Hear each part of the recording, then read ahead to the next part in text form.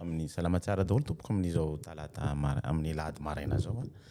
faly miaraka aminao indray amin'ity maraina ity satria nisy fangatahana nangatahany mpanjakan'ny Roma hoe maninona raha atao amin'ny teny gasy izy dia zahantsika atao amin'ny teny gasy izy zany somary lavalava ihany le izy miala tsiny fa ataontsika vetivetiky izy rehefa zany eo amin'ny adiny ray sasany eo le vidéo raha fa tena manao fa ezahako zany atao tsy moramora le izy mandamina anazy tsy moramora ako manao andika anazy amin'ny teny gasy satria sy ela be raha ohatra ka hiandry atao tsirairay amin'ny teny gasy izy donc mampiasa IA fotsiny amin'izay fotoana zay raha vao manao zavatra ohatran'izao okay rehefa tsika tsy moramora ohatran'izao izy dia ampidiritsika dia atombotsika izy rehefa avy eo ataontsika any tadio fa misy fahasambarana mizara zavatra ohatran'izao zany hoe tsy tokony atao akivy ianao mihitsy ny fandehany amin'izay fotoana zay satria ny asantsika dia asa goavana be mihitsy no andrasan'Andriamanitra amintsika tokony manana andraikitra ny tsirairay avy ary tsy tokony hanana tahotra amin'izay fotoana zay rehefa manao zavatra ohatran'izao okay hofitaitsika moramora izy ity satria raha vao miresaka an'izy ity dia mampangovotra ny hafa donc hofitaitsika izy misy zavatra tsy vita satria zay no mahatonga ny hoe tamin'izy nanao anazy hoe mila mbola maminany ianao miezaka zany mahafantatra miezaka manao an'izay azonao atao mba mangataka amin'ny fanahy masina hoe inona avy no zavatra tokony tenenina mba tsy hatezitra ny hafa satria rehefa tena dinianao misy hoe tsy vitako hoe l'image de la bête mbola vao mieritreritra ahoana vao manaovako anazy misy tsy vitako hatramin'ny misy mbola ankasitsy mbola noko izy ireny satria tsy mbola tsy zany hoe tsy nataoko mivoaka zany mba tsy ahitan'ny olona anazy apetratsika veto inontra apetratsika lasa apetaka ihany angamba mba ahitanareo anazy afaka minitra vitsivitsy dia anomboka anao an'ilay izy hatramin'ny farany dia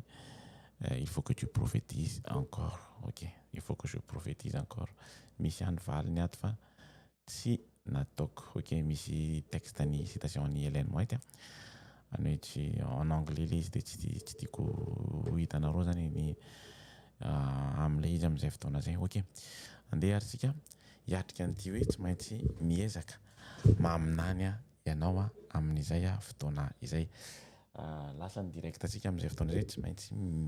maminany ray ianao apokalypsa 10 fa 1:1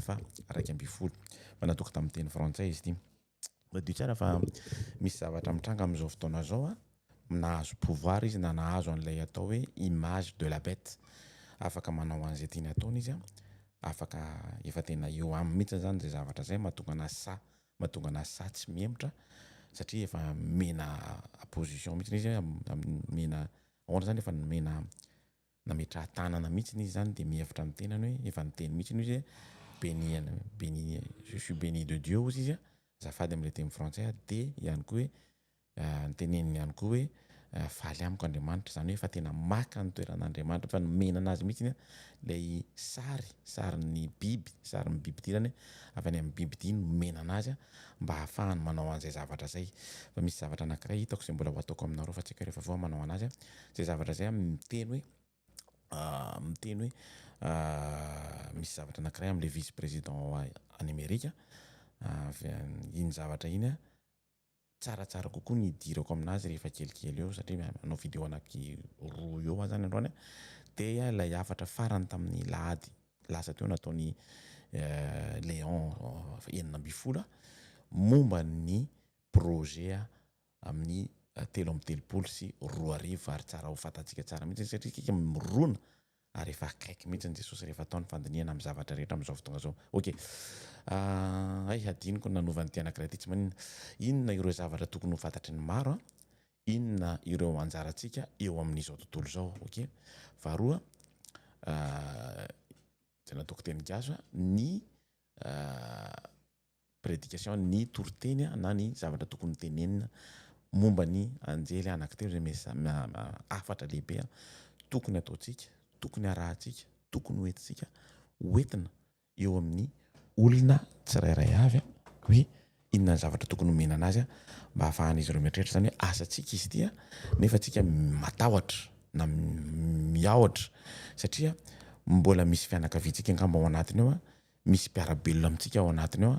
mbola mieritreritra angambontsika hoe raha vao miteny de misy fatahorana sy ny karazany na ny foibe maneran-tany ara de mbola tsy samy miditra loatra amin'izy ity satria mbola manana ohatrany hoe mieritreritra zareo mbola misy an'ilay atao hoe liberté religieuse zay mbola manakatsaka anandrareo na inona mbola tsy tenenandrareo misy efa samy teny ireo atao hoe laïque be da be ny laïque efa samy teny am'izao fotoana zao miteny mampafantatra hoe tokony hihetsika am'izay ny vondrona misy atsika satria le afatra nefa namen'Andriamanitra efa taminy efa ela vao nanao ny amin'ny bokin'ny apokalipsy izy tsy maintsy tenenina le izy tsy misy mamenatra an'le satria tsy maintsy miafara any amin'ny fahafatesana raha vao mitenina izy ity zany hoe mbola eo foana ny apokalipsa toko 12 manenjika anao foana ny biby ity manenjika ny atao hoe zanaka sisa na le hoe taranaka farany mitondra ny fahamarinana am'izay fotoana zay ny fomba anambarana azy ireo ahoana ny fomba anambarana an'io afatra anankitelo io zavatra ho zarazareko aminao androany fa ny manana ny vavolombelona zany hoe tsy maintsy misy reo vavolombelona homanina mba hahafahany mitondra nyreo afatra reo ary ihany koa mbola mila maminany itsika satria betsaka ny zavatra mbola tsy hita manomboka miseho tsy moramora izy am'izao fotoana zao ary ao anatiny io Babilona anatiny dragona biby tia ary lay atao hoe faux prophète tsy aiko manao anazy amin'ny teny gasy lay pisoloko lay pisoloko izay iny reo anankitelo reo no mitondra ny tia zavatra tia amin'ny farany anankitelo izy reo ny dragona satana ny biby tia Vaticanina ary lay atao hoe faux prophète de tonga de tsy hako miteny anao hoe États-Unis d'Amérique andao tsika hiditra tsy moramora afatra ho atsika nadikako tamin'ny teny teo ihany nadikako de mety mila mijery baiboly angamba ianao rehefa mijery anazy ao amin'ny efatra apokalipsa toko 7:20 andininy fahenina ary hitako fa indro nisy anjely anankiray koa nanidina teo avovoan'ny lanitra nanana filazantsara mandrakizay mba hitory zany amin'ny mponina ambonin'ny tany amin'ny firenena sy ny foko sy ny samy hafa teny ary ny olona rehetra ary izy tamin'ny feo mahery matahorana Andriamanitra ka mivoninahitra izy fa tonga ny ora fitsarany ary miakoifa eo anatrehany lay nanao ny lanitra sy ny tany ny ranomasina ary ny loharano tadio tsara fa ry zavatra farandreo miakofa eo anatrehan'ilay nanao ny lanitra araka ny teneniko tamin'ny teny frantsay maly sy nanao ny tany ny ranomasina ary no loharano andeha antsika hiditra lalindalina toko 9:9 ary nisy anjely faharoa anankiray manaraka azy nanao hoe Babilona lehibe efa lavo izy izay efa nisotro ny firenena rehetra tamin'ny divainy fahatezerany fitsangatsangany zany hoe teo amin'le voalohany de momba ny ho teneniko anao rehefa vao eto izy de miteny mihitsy hoe Babilona lavo anjarantsika zany ao anatin'izay message no miteny hoe tsy maintsy ho lavo io Babilona lehibe io satria efa misy fitsangatsangany efa hita mihitsy hoe manerana n'izao tontolo zao ary mahatonga n'Andriamanitra manomboka leo Andriamanitra amin'ny zavatra ataony manerana an'izao tontolo satria betsaka ny olona very noho ny zavatra ataony maletsika manaraka an'izy toko 5 ary nisy anjely fahatelo anankiray nanaraka azy io nanao tamin'ny femahery raha misy miakohaka eo anatrehan'ny biby ity sy ny sariny ka mandray marika eo amin'ny andrana na eo amin'ny tanany izy koa de hisotro amin'ny divainy fahatezeran'Andriamanitra ahidina tsy mifangaro amin'ny kapoaka ny fahatezerany ary ampijaliana amin'ny afo sy ny solofara izy eo any andrehany ajelimasina iseo anatrehan'izy anakondro tadio tsara eto misy raha misy miakohaka eo anatrehan'ny biby ity de mandray marika eo amin'ny andrany na eo amin'ny tanany izy koa de hisotro amin'ny divainy fahatezeran'Andriamanitra zany hoe eto tsika de miresaka tsara mihitsy ny atao hoe fahatezeran'Andriamanitra satria tsika raha ohatra ka miverina any amin'ny tantara tamin'ny andron'ny Egypta voazanaka tao ny taranak'Andriamanitra ny hoe peuple de Dieu tao Egypte rehefa nisy ny fahatezeran'Andriamanitra tamin'ny zavatra ny tenen'i Mose satria niezahana ny vonjena ny faraona tamin'izany fotoana zany tena Andriamanitra piso zany Andriamanitra fa tsy io Andriamanitra ikofanao amin'ny statue io amin'io vato lampy sy ikofanao io niezahana izy nanaovana an'ilay le ple anakifolo fa tsy nanaiky mihitsy izy tamin'izay fotoana zay satria ny ao anatin'izay de hoe manana n'Andriamanitra koa ako nizahan'Andriamanitra izy natonga n'Andriamanitra nametraka an'le laintao zany hoe fitsaran'Andriamanitra ny olona mieritreritra foana hoe Andriamanitra ve namono an'ireny zazakely ireny satria Andriamanitra ny teny ny zazakely rehetra voateraka amin'ny Egyptiana de hofoanako ny momba anazy mba ahafantarany Mosesy hoe za no Andriamanitra mba ahafantarany Mosesy faraona hoe za no Andriamanitra de ny olona mieritreritra foana masika zany ty Andriamanitra ty tsy tompoko satria raha nasaina nametraka an'ilay sary leo loholona isan-karazany nareo le diakra nasaina naka namono an'ilay ondry de nametraka teo amin'ny tokonana laintao eo amin'ny inona ny filazany tony amin'ny laintao le amin'ilay tokony ambaravarana le ambony iny nametraka ny lay raha anjanak'ondry fantatry ny egyptiana ane zany fa nomemery zareo ohatrany tamin'ny andro Noé ihany fatany hoe efa mandeha mihitsy napeda be mihitsy maninona reo misy mametraka fanontaniana fa tsy voateny ao anatin'ny boky fotsiny fahalalako anazy ohatrany tamin'ny andro Noé any maninona reo mametraka an'ireny fa memery zareo hoe tsy possible zany zavatra zany satria aizany isan'izany hoe apetraka ohatran'izao dia ho avy ny any eo no ahafantarantsika an'ilay atao hoe destructeur an'ilay hoe anjelan'ny maizina zany hoe tsy Andriamanitra no namono fa Andriamanitra miaro nametraka zay mahatonga nahako miteny aminareo hoe mila mitandrana tsara tsika satria eto ny fahatezeran'Andriamanitra amin'io fotoana io Andriamanitra miaro nametraka an'lay teo tokony ambaravarana am'lay raha anjanak'ondry ary Satana amin'izay fotoana zay miandro fotsiny izy io le izy vao niteny Andriamanitra ianao an'izay dia miandro fotsiny izy zay mibaiko zay zany ny ataontsika mba hahafantaran'ny olona tsirairay avy aty aoriana teo tsoina foana zany Andriamanitra eo amin'ny Satana mba hahafantarantsika hoe diso Andriamanitra nefa tsy fantany fa izy no mandringana fa tsy Andriamanitra mihitsy satria Andriamanitra nanome hevitra mihitsy hoe zay rehetra mandray an'iny raha iny raha ohatra zareo ka nanaiky nandray an'iny raha iny tsy maty mihitsy ny zanany fa nandary zareo amin'izay fotoana zay ho toy izy antsika ihany izy afaraika ambin'ny folo ary ny setroky ny fijaliana miakatra mandrakizay dory ary tsy manana fitsarana andro manalina izy dia izay miakohaka eo anatray amin'ny biby ity sy ny sariny izay mandray ny mariky ny anarany zay no mahatonga miteny mila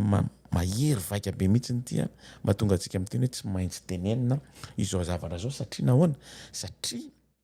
satria voateny araka ny afatra zay tokony ho tenentsika tsy maintsy tenenina io zavatra hoe Babilona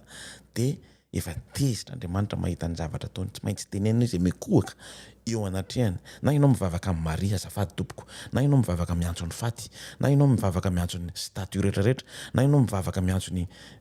ny atao hoe lazaina hoe olo masina rehetrarehetra ohatrany hoe ry Papa ry Jean Paul II ry tsy haiko tsony sy ny karazany rehetrarehetra reny tadio fa Jesosy raha niala teto tany dia niteny izy andefa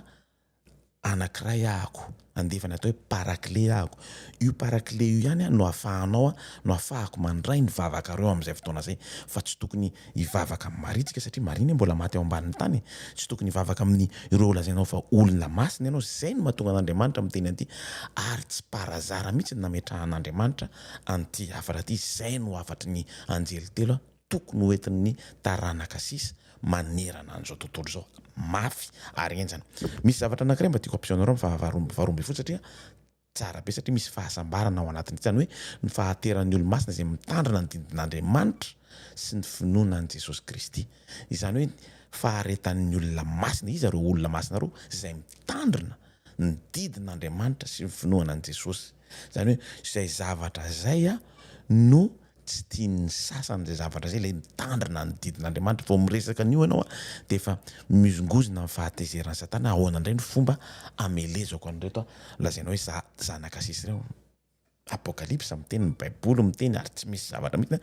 afaka miteny satria izay ny teneny hoe ny faharetan'ny olona masina izay mitandrina ny didin'Andriamanitra tadio tsara fa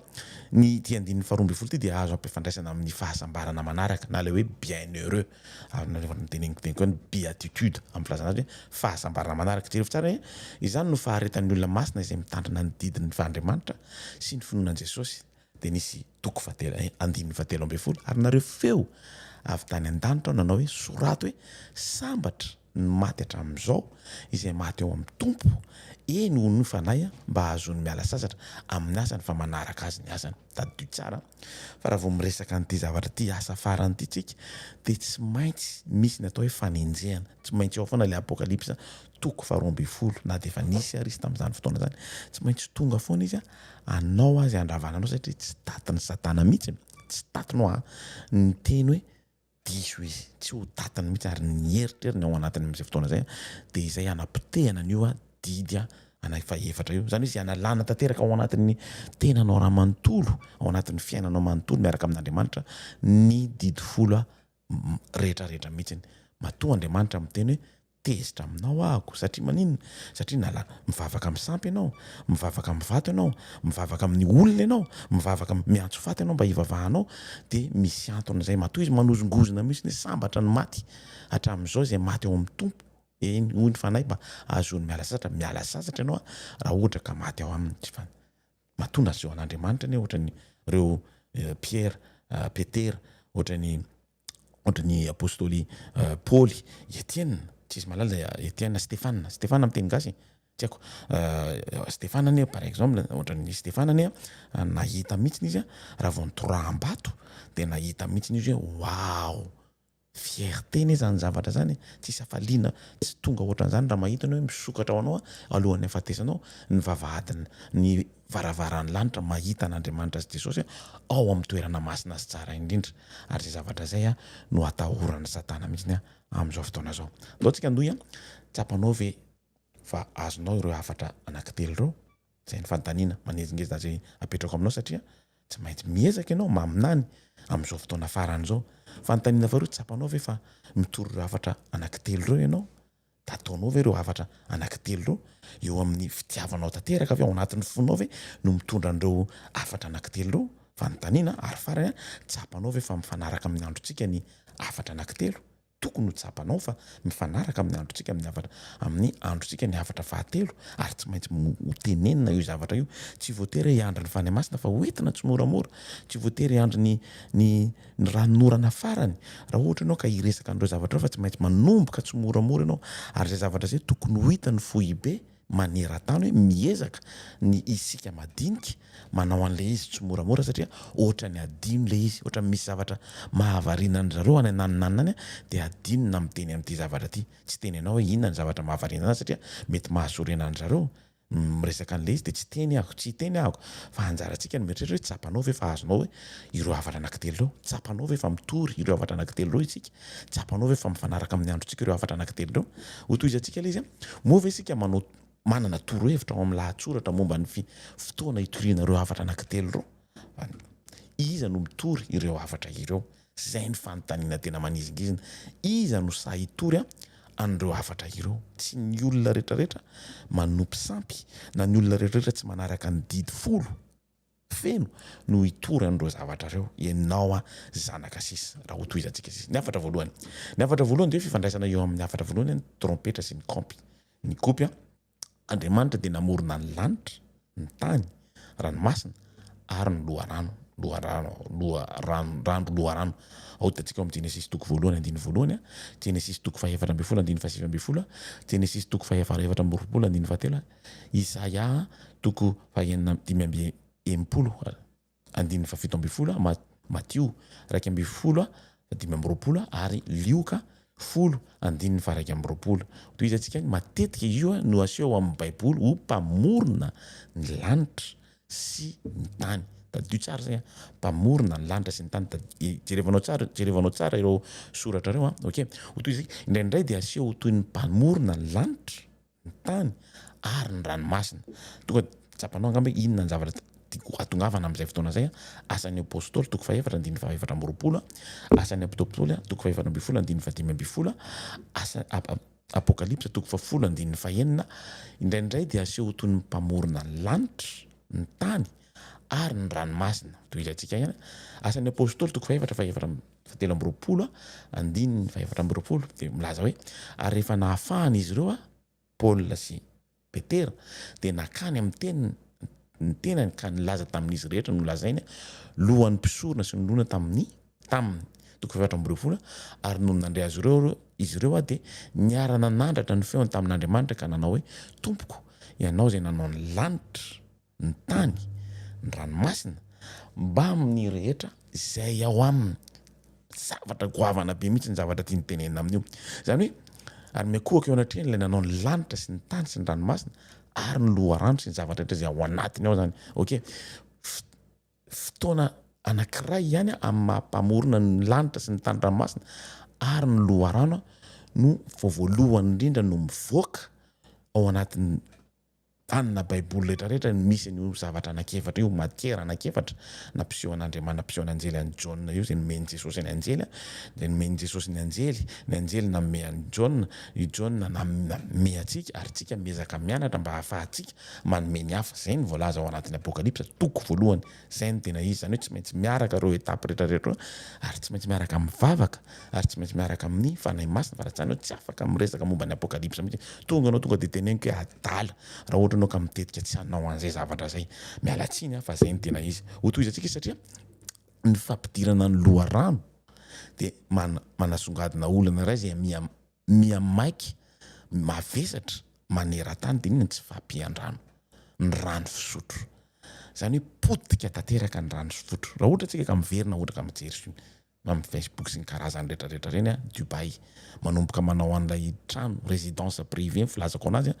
dia manitatra ny ranomasina eo amin'ny manentsina an'ireny amin'ny alalan'ny fasika tany ciment sy ny karazany rehetra reny dia manao trano midalajalajala be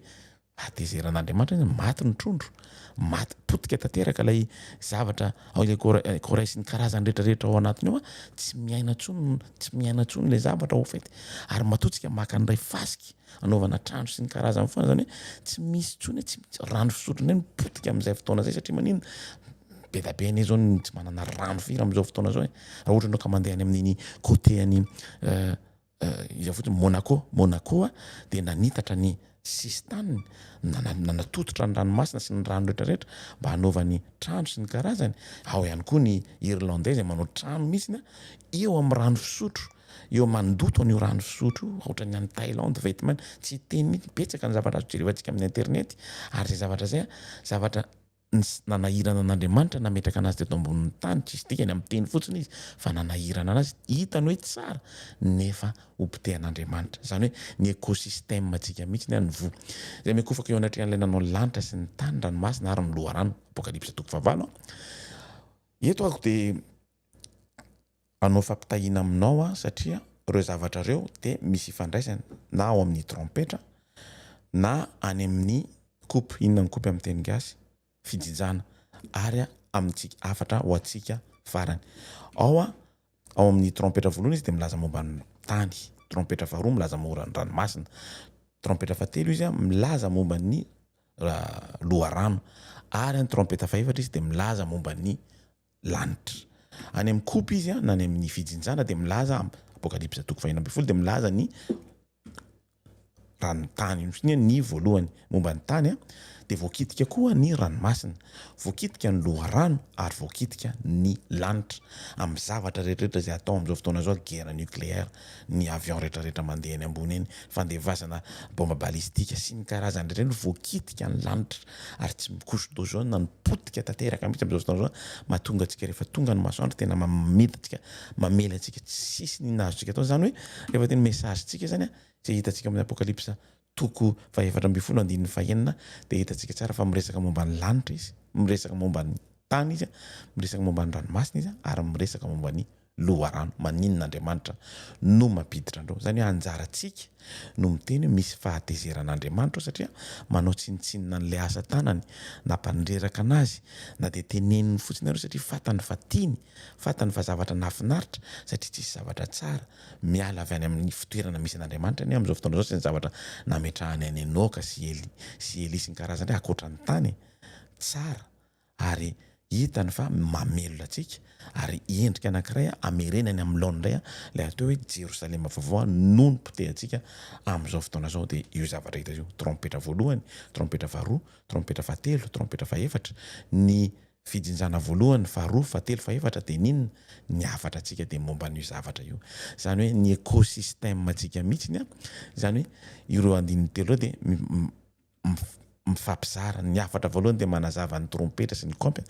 amin'ny alalan'ny fampatarantsika fa mampidi-doza ho an'ny tontolo iainantsika isika na ireo isika olombelona mampidi-doza satria manapotika ny zavatra no napetraka Andriamanitra ary mikofa natrehan'ilay nanao ny lanitra sy ny tany sy ny rano mbola miverina ihany ireo andinindreo dia nazavako ihany na izany dia misy dikany lalina kokoa ny afatra ny anjely voalohany raha toa ka maneho ny fahasimban'ny tontolo iainana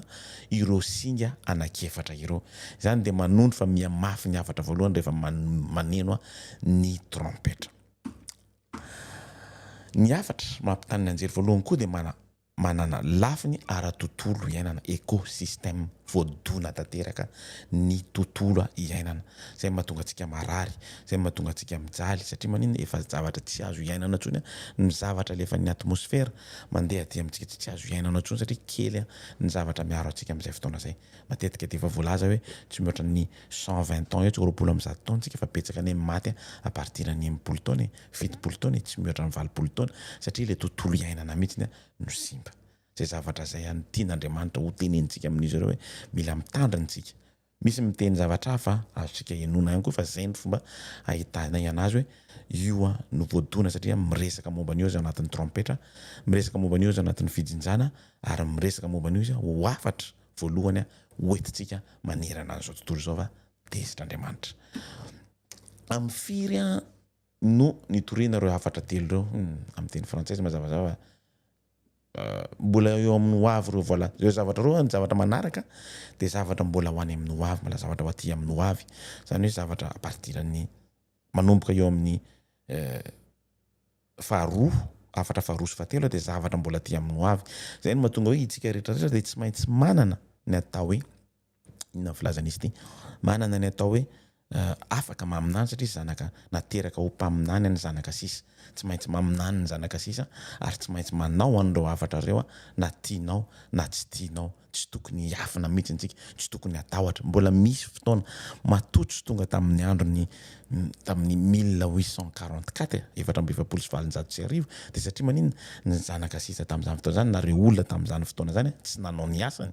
araka ny tokony izy ary zay ny problème zay ny olana goavana be miseho amintsika sady tsy mafana no tsy mangasika fa misadasada satria misy ny fahamenarana voalohany indrindra, misy ny fatahorana ny havana faharoa, namana sy ny karazany. Inona ny antony? Maninona tsy miasa araka ny tokony? Tsy misy afa-tsy dia manaraka aty mbola ho avy amin'ny zavatra mbola amin'ny ho avy raha toa ka ao anatin'ny toe-javatra misy azy ireo afatra telo ireo mbola eo amin'ny ho avy ny faratapony ny fanambarana zay tokony ataontsika, izany hoe tsika ny tsy maintsy maminany maminaviana ary manampy miteny, tsy maintsy miteny tsika. Fanontaniana ao anatin'ireo afatra ireo iza no mpanoratra na mpanentana na iza no mitondra an'ireo afatra ireo dia ny atao hoe 470 sy 144 000 amin'ny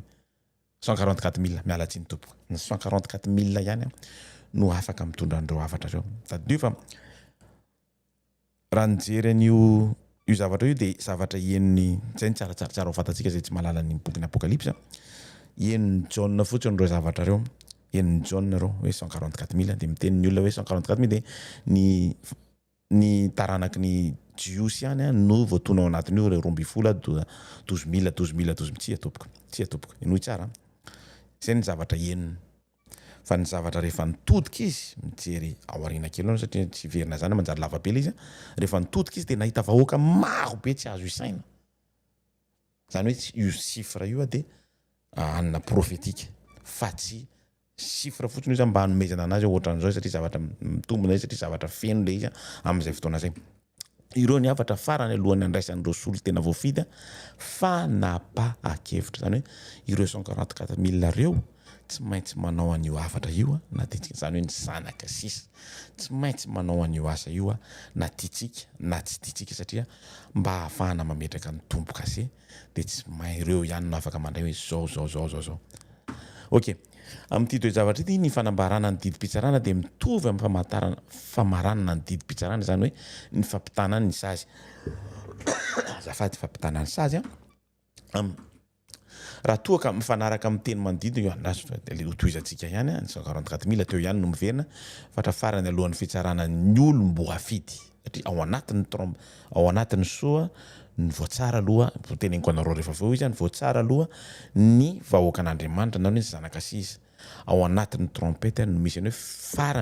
farany fitsarana ny zanaka sisa mba ahafahan'Andriamanitra mametraka n'ilay atao hoe so na ilay atao hoe tombo kase mba ahafahantsika mirona makany amin'ilay hoe toriteny farany mavitrividrika be mihitsy ahafahantsika mandeha miteny diso ndao raha otoizitsika mba hamafisana zany dia andinika ireo tantara, misy tantara anankiroa momba ny apokalipsa. Isika voalohany dia apokalipsa toko voalohany toko hatramin'ny 12 toko voalohany sa toko 10 tsy tadidiko tsony mety diso nanaovan'ny ian lay traduction ny fiangonana fito miresadresaka momba fiangonana fito apokalypse toko faharoa hatramin'ny toko fahatelo à peu près ny tomboka asea manomboka mitombo amin'ny fahatelo ka hatramin'ny fahadimy anoany ny trompetra manomboka miditra hatrany amin'ny toko faharaiky amby folo anoany. Ok, toko faharoa zany itsy anankiray izy de fiandohan'ny fitsarana tranon'Andriamanitra izay hitantsika ao amin'ny tomboka asena miala avy ao amin'ny fiangonana Laodicée ny fiatombon'ny fitsarana tranon'Andriamanitra ny zanaka sisa ary mifarana any amin'ny atao hoe trompetra ny fitsarana ny tranon'Andriamanitra. Eo no isin'ilay atao hoe fametrahana ny tomboka asea famehezana an'ireo atao hoe 144,000 zany efa misy am'izao fotoana satria fitsarana efa manomboka any ambony any efa mametraka tsy moramora n'Andriamanitra efa mametraka hoe ireto ny voafidy reto ny voafidy araka le boky anankiroa ny ray de miselele izy iny boky iny de misy tantara amin'ny tantaran'ny Jiosy maneho zavatra anankiray ho an'ny fivarotana. Io boky io raha ohatra ka boky io ramidy selena de fantatra hoe zao ny zavatra mivarotan-jareo sy ny zavatra taty aorina ka rehefa sokafana iny raha hoe misy didim-pitsarana na ohatra zany ka ho sokafana iny de hita hoe tiany marina tiany diso tiany nasorona tsy tiany ohatran'izay zay ny mahatonga anahako amin'ny teny nisy an'le fahanginana farany any an-danitra raha sele io boky io de nisy namehan'le boky misy miteny izany afaka manokatra an'io boky io de tsy misy afa-tsy lay voatokana olo-tokana zany hoe sady Andriamanitra ny olombelona no afaka nanokatra an'io ka rehefa nisokafana io de gaga be izy nahita an'le satria gaga daholo ny 24 ny 4 êtres vivants le anankiefatra sy ny olona rehetrarehetra zay nanatrika teo gaga daholo satria maninona hita fa marin'Andriamanitra amin'izay fotoana zay satria Andriamanitra afaka manala nasorony daholo zay tsy tokony ho tafiditra tany amin'ny nanamboarany lanitra sy ny tany na tany amin'ny zavatra rehetra zay nataona alohany zany efa fantatra Andriamanitra hoe reto ny miala reto ny mijanona ny anaranao tsy ato ny anaranao ato zay mila tandremana. Ok, hidirantsika izy amin'izay fotoana zay de misy ny atao hoe ranon'orana farany ny atao hoe ranon'ora filatsahany ranon'ora farany mba hahafahantsika mitondra n'ilay toroteny mavesatra be misy manomboka eo tsy misy tsony ny atao hoe drafim-pamonjena amin'izay fotoana zay satria maninona efa voafe ny nahazo ny zavatra rehetrarehetra ary makany amin'ny trompetra fafito io zavatra io. Normalement tokony manao any apokalypse 18 ampidiridiro eto any le izy nandritra ny une semaine satria navita ny apokalypse 17 ako mety atoko amin'ny teny gasy lavalava ihany le izy de raha ohatra tsika ka mijery tsara ny mahatonga amin'ny teny hoe vitatra hoe ny drafim-pamonjena tsy misy tsony ny famonjena amin'izay fotoana zay raha ohatra ny aka mijery tsara tamin'ny apokalypse 18 de gaga be nahita an'le izy hito misy anjely anankiray ozy izy manana hafatra lehibe mihitsy hafatra lehibe de miteny hoe mivoatao vahoaka koa amin'ny ao a Babilona satria Babilona amin'ny toko valo amby folo de hitoeran'ny zavatra ratsy demony sy ny karazany rehetrarehetra reny raha ohatra ka ampitahintsika le satria natonga saina be anazy satria tsika matetika miteny hoe mivoatao Baiboly de miteny izy hoe miresaka amin'ny olona hafa fa rehefa tena diniantsika tsara izy ny afatra ny anjely anankitelo 144,000 de ho an'izao tontolo zao fa rehefa tonga kosa ao amin'ny apokalypse 7:10 de ho an'ny vahoaka an'Andriamanitra mahatonga saina fahalalako anazy inona mahatonga an'zareo adino ao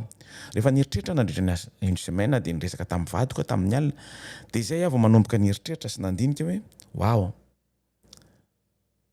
ho an'ny vahoaka an'Andriamanitra ny afatra farany ao amin'ny Babilona mahatonga an'Andriamanitra teny hoe voatao ry vahoakako raha ohatra tsika mijery tsara ny tantaran'ny Sodoma sy Gomora de ny teny moa Abraham raha misy 3 ao de oravanao ve raha misy 5 ao de oravanao tonga hatrany amin'ny 5 inona valiny Jesosy anazy raha mahita 5 ao ianao de tsy oravaky io zay au fait le fitiavana hoentin'ny vahoaka an'Andriamanitra miezaka ry zareo mijanonao foana araka ny fahalalako anazy miezaka izy mijanonao foana mitoro satria nany tamin'ny teny frantsay maliny teny hoe maninona ry zareo adino ao fa ohatra ny eritreritra ve hoe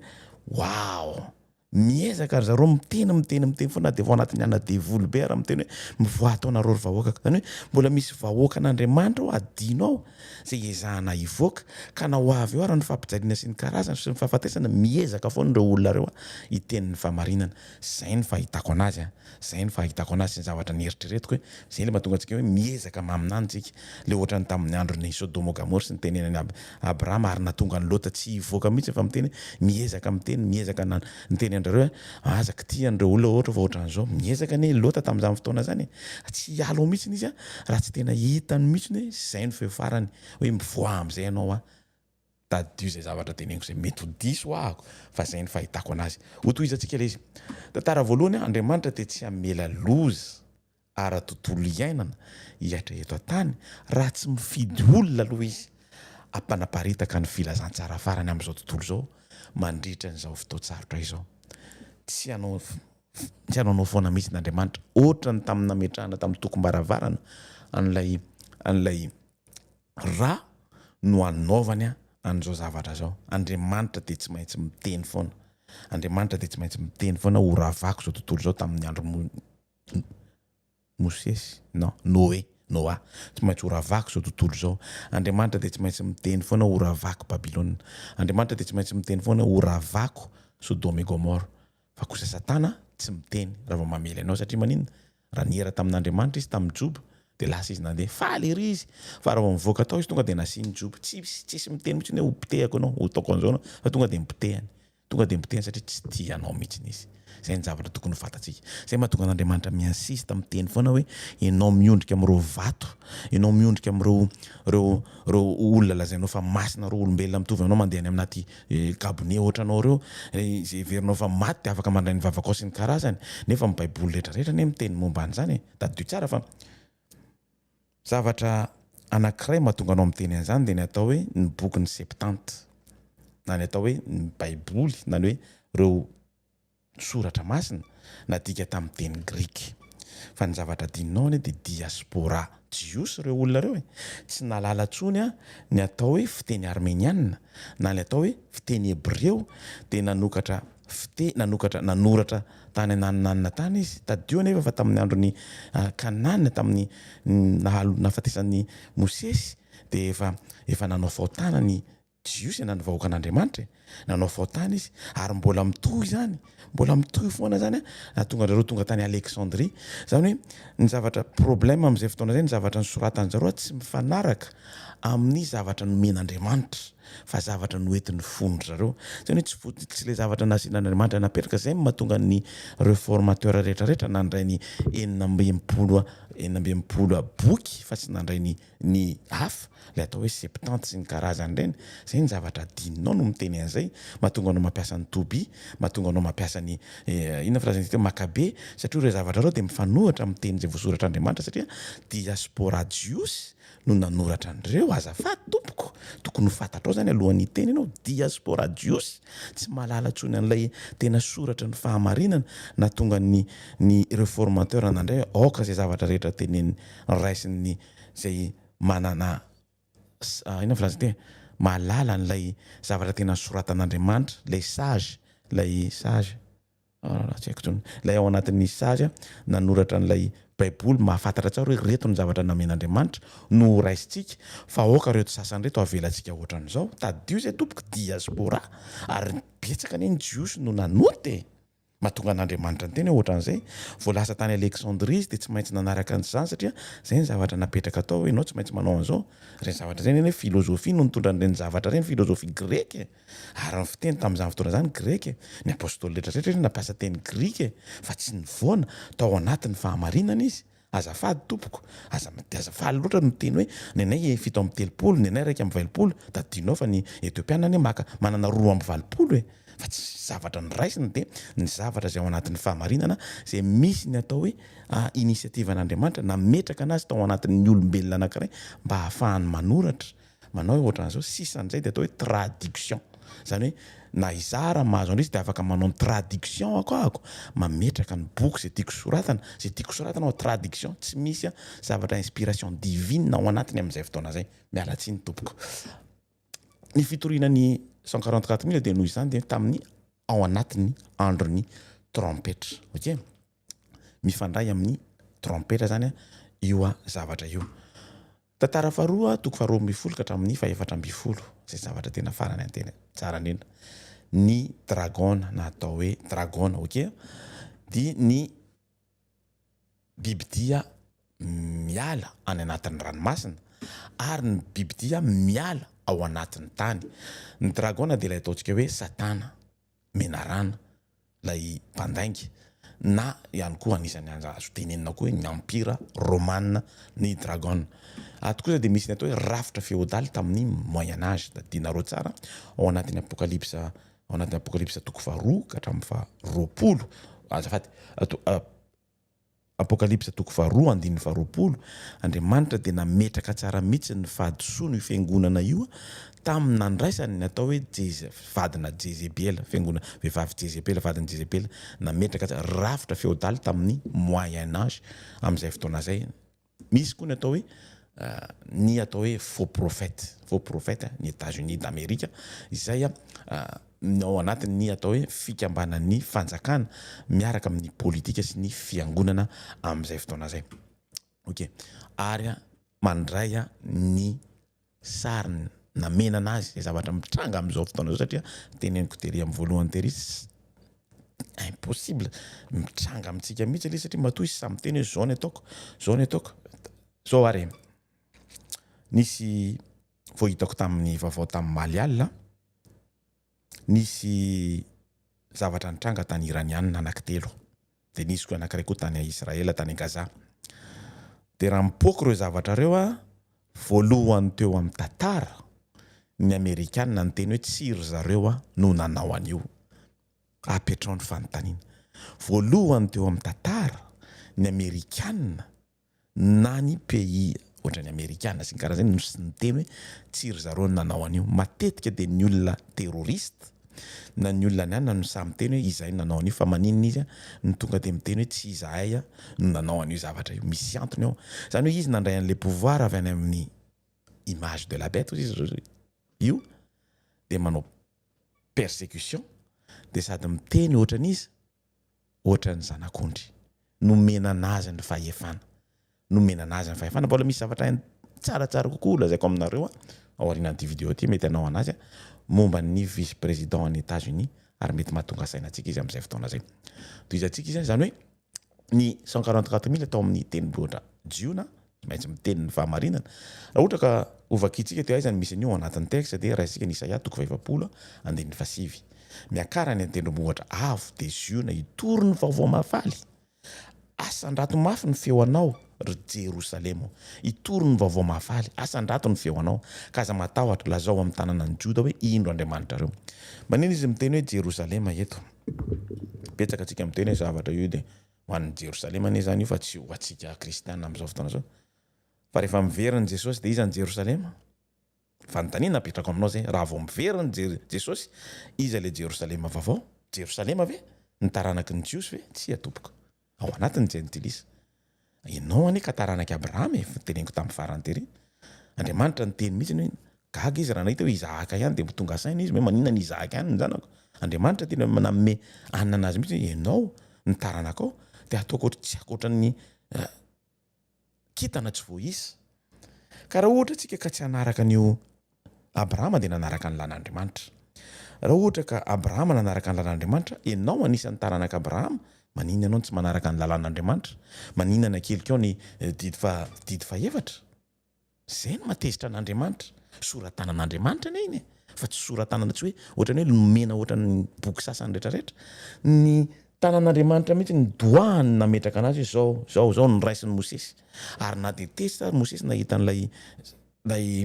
tamin'ny miverina, satria ny tenin'Andriamanitra ndana miverina fa manota ny vahoakanao, dia niverina izy ka testa izy dia nazerany tamin'ny tany, tsy maintsy miverina izy, mbola nandraindray ny soratanan'Andriamanitra indroa. Azafady tompoko, ahoana ny fomba nasorako ny soratanan'Andriamanitra amin'izay fotoana zay? Itenenako hoe tsy marina zany zavatra zany fa efa novan'ny Paoly, ary niteneniko tamin'ny herinandro tamin'izany nanao ny apokalypsa 17:7.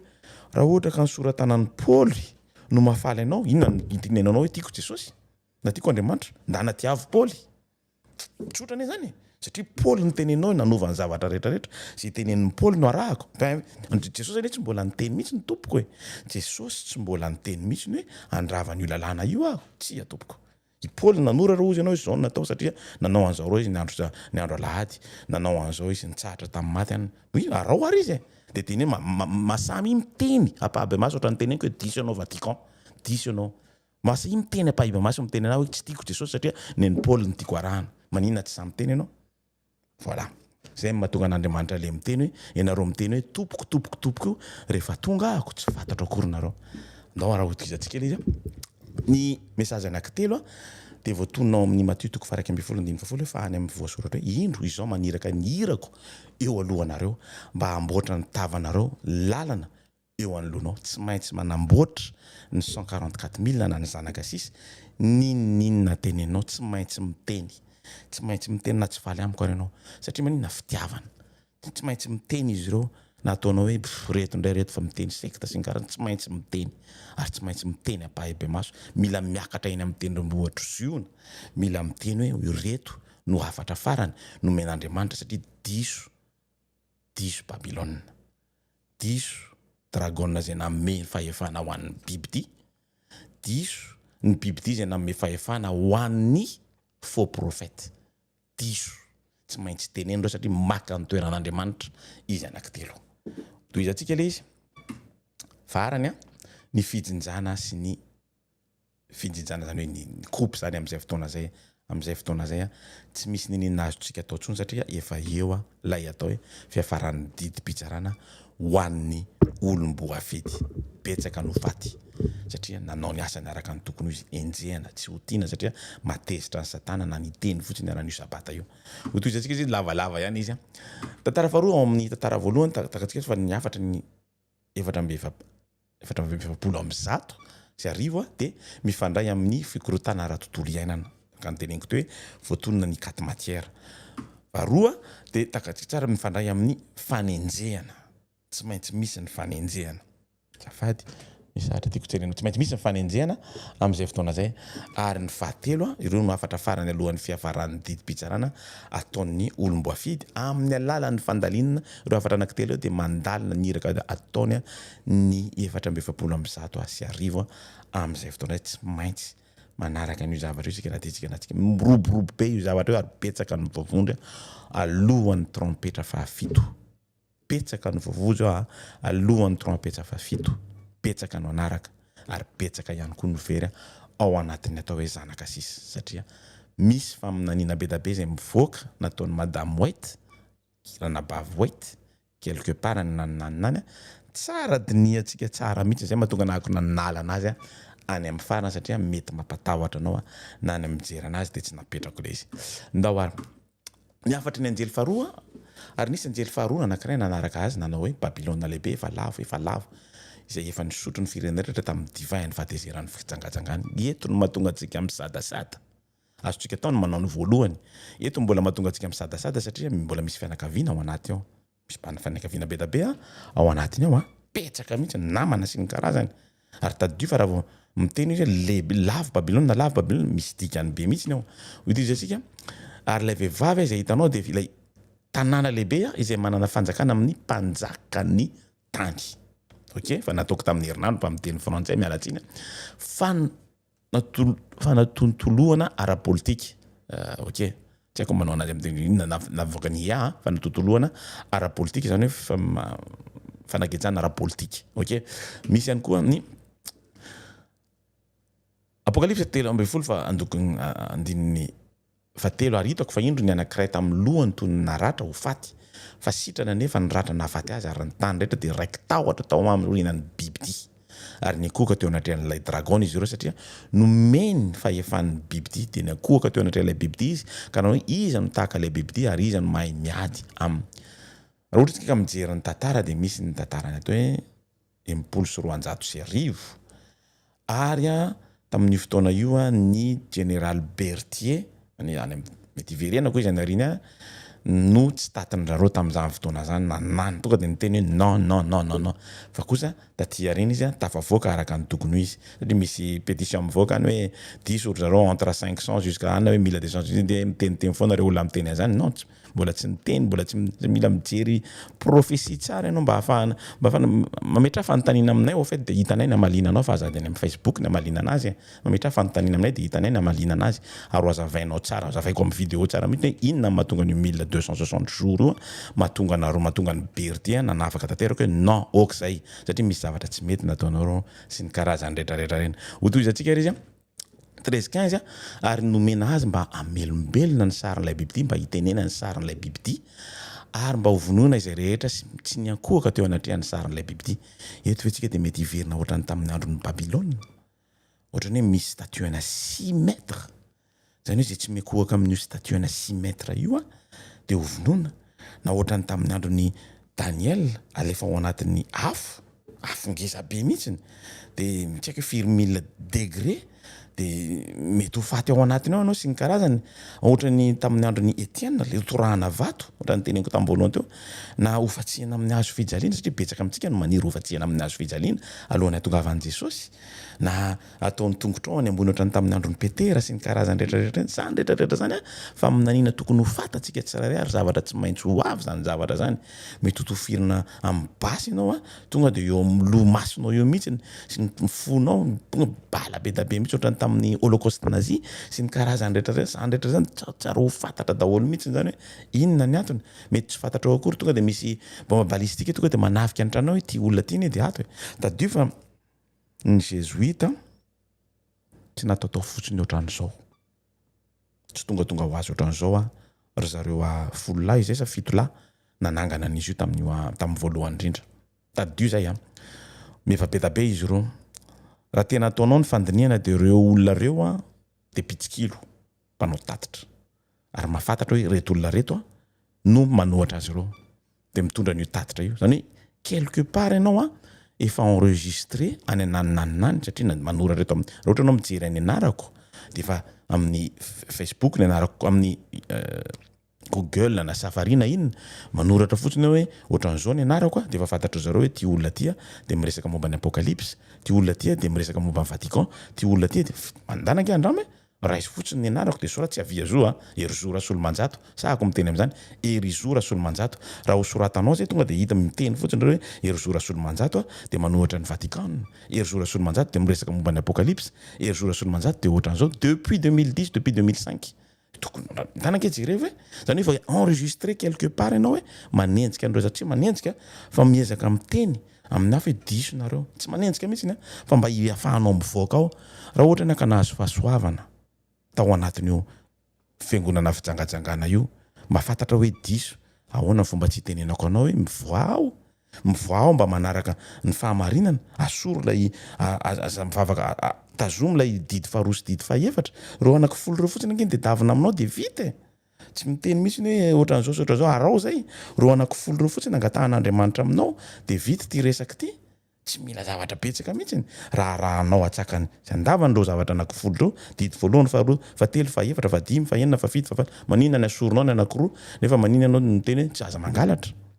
incohérent afaka soroko ve ty zavatra ty raha ohatra ty kasaro ty stylo ty de maty ty stylo ty encreur ty maty tanteraka ty tsy maintsy manidy anazy ohatran'izao foana ako tsy maintsy miaraka reo élément reo ary ny fitsarana rehetrarehetra eto ambony tany mandray ny didy folo tsisy tsy mampiasa ny didy folo ny fitsarana rehetra eto ambony tany azafady tompoko hotoizantsika ihany le izy fanatotoloana ara-pivavahana manodidina ny biby 17-3 netiny tamin'ny fanahy ho any hevitra aho ary hitako fa indro nisy vehivavy anankiray ny taingy biby didy-jaka sady feno anarana firenendratsy fitenendratsy manandoha fito sy ny tandroka folo raha ohatra anao ka hijery momba ny nanazavany io tany amin'ny apocalypse toko fa 7 satria nahita ilaina na miteny amin'ny ty afatra anjely fatelo ty ary tsy maintsy teneny io ninona tenenao averiko foana tsy tokony anatahotra tsika tsy tokony ho sadasada zany tsontsika na tsika tonga de miala direct hoe tsy anao an'io ahako na tsika mandroso any amin'ny atao hoe mafana fo mila miteny ahako tsy misy solution hafa fa tsy zay Andriamanitra tsy fanteny na ianao ohatran'izao na ianao ohatran'izao fa tsy misy sadasada zany tsy aza mety tsara vela tsy zany mihitsy bom ty teneno am'izao tontolo zao hoe disonareo ohatrany ataoko ohatran'izao ohatran'izao tsisy mamenatra anahako mihitsy mbola hivoaka raha hiteny ohatran'izao ane tsy maintsy mivoaka ahako miezaka fotsiny ako miteny moramora eto aloha fa rehefa tena atao ny fandiniana tsy maintsy mivoaka ahako satria manina manana hafatra ahako hoentiko andreo olona reo ny zavatra tena mahafinaritra amin'izy ity zay mahatonga le hoe fahasambarana rehefa tonga any ianao raha ohatra ka tonga satria sarotra le fiainana mahasarotra an'le fiainana dia satria zao ianao tsy miady amin'ny ohatrany any amin'ny boxe ohatrany jery boxe zao tamin'ny maraina teo dia tena combat fizika mihitsy an'le izy fa ianao miady amin'ny zavatra ratsy fanahy ratsy amin'izay fotoana zay mahasarotra an'izy mety ho very ianao azonao mety tsy ataty ahako mety sy ny karazany fa mahafaly ane zany mieritreritra zany mety ho gaga le olona raha tonga any fa manino ny zony tsy tonga aty nefa zay tonga aty azonao tiako tenenina malahelo izy zay mahatonga anahako miezaka tsy maintsy miezaka foana satria miteny satria tsy moramora ho an'ny mampianatra ny miditra amin'ny vodiny fanjaitra dadio zay tsy moramora ho an'ny mpampianatra mihitsy satria ny mpampianatra tsy maintsy fitsarana ny olona mampianatra ohatran'izao zany hoe tsy maintsy mila olona correct no afaka olona mampianatra ao fety ary manotana izahako manota ohatranao fa miezaka foana miantso ny fanahy masina raha misy fahadisoana dia miteny amin'le olona diso nanao an'izao zavatra zao fa miezaka foana ahako mandray ny fanahy masina dia mivavaka miezaka foana mitarika an'izy zao ary ny tena mahatsara an'izy araka ny teneny koa raha mety alahelo izy mahita anao tsy tonga any ianao satria grâce aminao natongavany any ary mety ho faly izy raha vao mahita anao ianao tsy mahalala ny ninina akory dia mandona anao ao ambadika eo dia miteny zoa misaotra anao ahako fa nieno ny zavatra nyteneninao tamin'ny Facebook dia tonga aty fierté to ataovy le asa fahasambarana io aza matahotra no faty zany mihitsy ataovy le asa tsy maintsy ho faty ane ianao na ianao maty na ianao velona tsy maintsy manao an'io asa io ianao na tianao na tsy tianao tohizatsika ihany le izy fa natolona ara-politika sy ara-pivavahana fifandraisana eo amin'ny hafatra fahatelo sy ny fanenjehana eo amin'ny toko fahatelo amby folo ary izy ireo ny akoka teo anatrehan'ilay dragona satria efa nanome fahefana ho an'ilay bibidia dia ny akoka eo anatrehan'ny bibidia izy ka nanao hoe iza no tahaka ilay bibidia ary iza no mahay miady aminy ary navela iady amin'ny olona masina izy ka andresy azy ary nomena fahefana mifoko sy ny firenena rehetra sy ny samy hafa fiteny ary ny firehetra izy mialatsiny raha ohatra ka ohatran'izay ny hitanareo ao anatin'ny apokalypse satria tonga dia nadikako izy manjary very fotoana be mihitsy ny ahako ohatran'izay dinio tsara le texte ok zany persécution de la part zany hoe fanenjehana na hoe fampijaliana ataon'ny bibidia zay miakatra avy any anaty ranomasina ny anankiray ary nasaina navela melombelona ny sary ny bibidia mba hitenena ny sary ilay bibidia ka hamonoana izay rehetra izay ny akoka teo anatrehan'ilay sary zany hoe fanenjehana na fampijaliana ataon'ilay bibidia zay miakatra avy any amin'ny tany dio toko fahatelo amby folo eto tsika dia miresaka momba ny États-Unis zay miakatra avy any amin'ny tany tohizatsika ihany ary tezitra tamin'ny raha vehivahy ilay dragona ka lasa niady tamin'ny tarana ny sisa dia izay mitandrina ny didin'Andriamanitra sy manana ny fijoroana ny vavolombelona amin'i Jesosy maninona ny naverin'ny anjely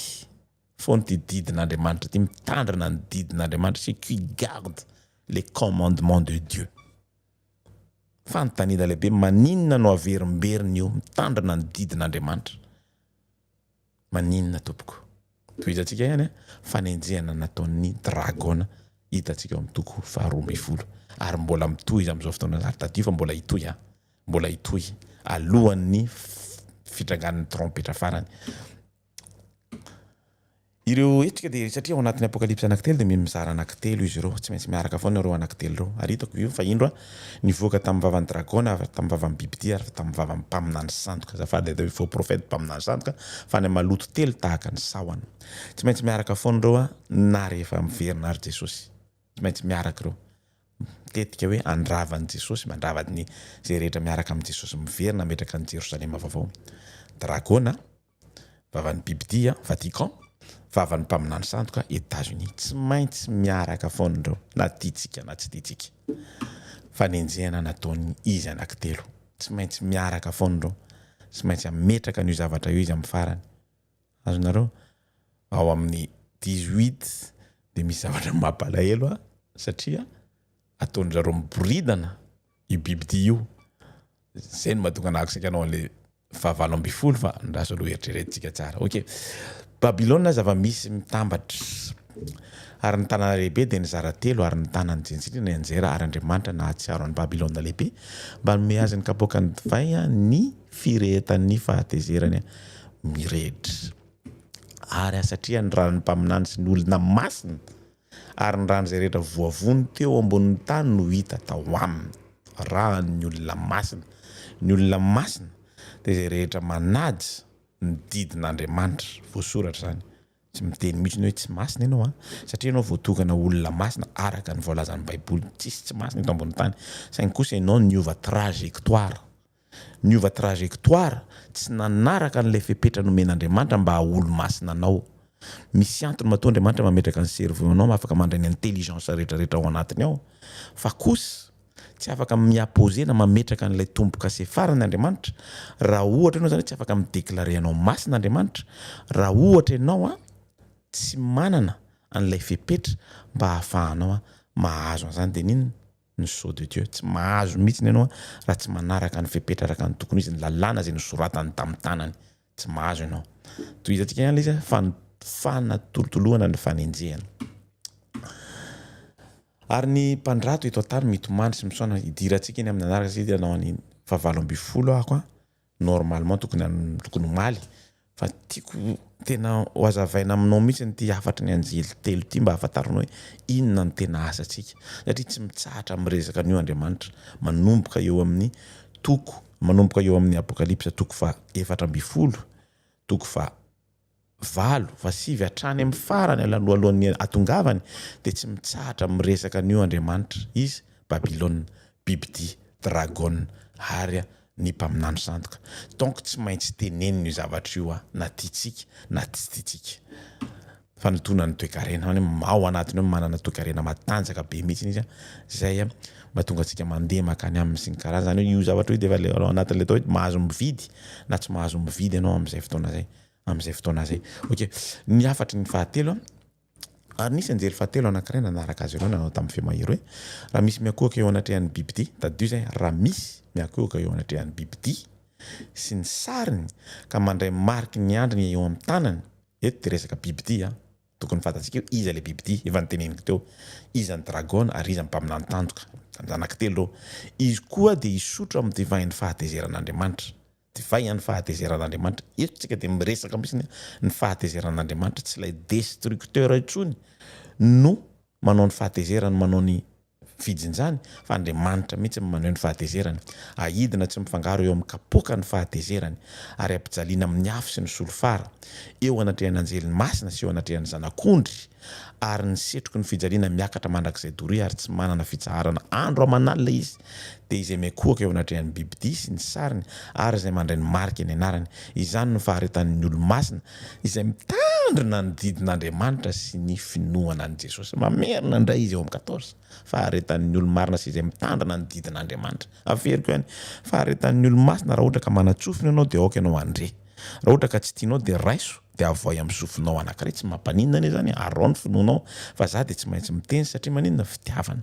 Tiako ianao mba ho hitako hiaraka amiko eny ambony eny na tsy hitanary ianao fa adino ahako mba hitanao hoe eny ianao mba mahafinaritra tsisy afaka mitompo teny fatratra hoe ho avitra. Andriamanitra ihany mahafantatra ny relationao miaraka amin'Andriamanitra tadio mitandrina ny didin'Andriamanitra sy ny finoanan'i Jesosy. Tsy maneranao mihitsy na hiala mivavaka fivavahanao sakaraza fa tandremo ny didin'Andriamanitra sy ny finoanan'i Jesosy. Tsy afaka misaraka reo raha tsy mitandrina ny finoan'Andriamanitra ianao didin'Andriamanitra ianao tsy afaka hino an'i Jesosy mihitsy. Efa niteneniko anao teo na ianao miteny hoe tianao Jesosy dia arao ny zavatra teneniny na arao izay zavatra tenenin'ny Paoly sy Petera sy ny karazany satria reny ny teny tianao arahana. Zay fotsiny. Jesosy tsy mbola miteny mihitsy na hoe oravako io ary mbola miteny izy ao anatin'ny Isaia hoe mbola anao an'io tsika any mbola naraka sabaty tsika any amin'ny fiainana mandrakizay ahoana fomba nalanao anazy arao ary tonga dia teneny pahibe maso ohatra ny teneniko anao zao tsy mety ny ataonareo arao tenenao pahibe maso hoe tsy tianao Jesosy dia c'est tout ho tohizantsika ilay izy fanenjehana maneran-tany voalohany indrindra fanenjehana maneran-tany fandraisana anjara amin'ny hetsika fanenjehana satria ny firenena rehetra efa nisotro ny divay ny fahatezerana ny fitsangatsangana ary ny mpanjaka ny tany efa nanolo tena ho amin'ny fitsangatsangana amin'ny mpandrato eto an-tany efa tonga manan-karena noho ny herin'ny fahafinaretany. Hijanona kely eto satria matoa ny resaka anareo an'izy ity dia satria hiditra ao anatin'ny apokalypsa 7:20 normalement raha vao miresaka amin'ny apokalypsa dia tokony mandeha any amin'ny voalohany fa 2 fa 3 fa nahitan'le zavatra mitranga momba ny Groenland, momba ny Iran sy ny Alabama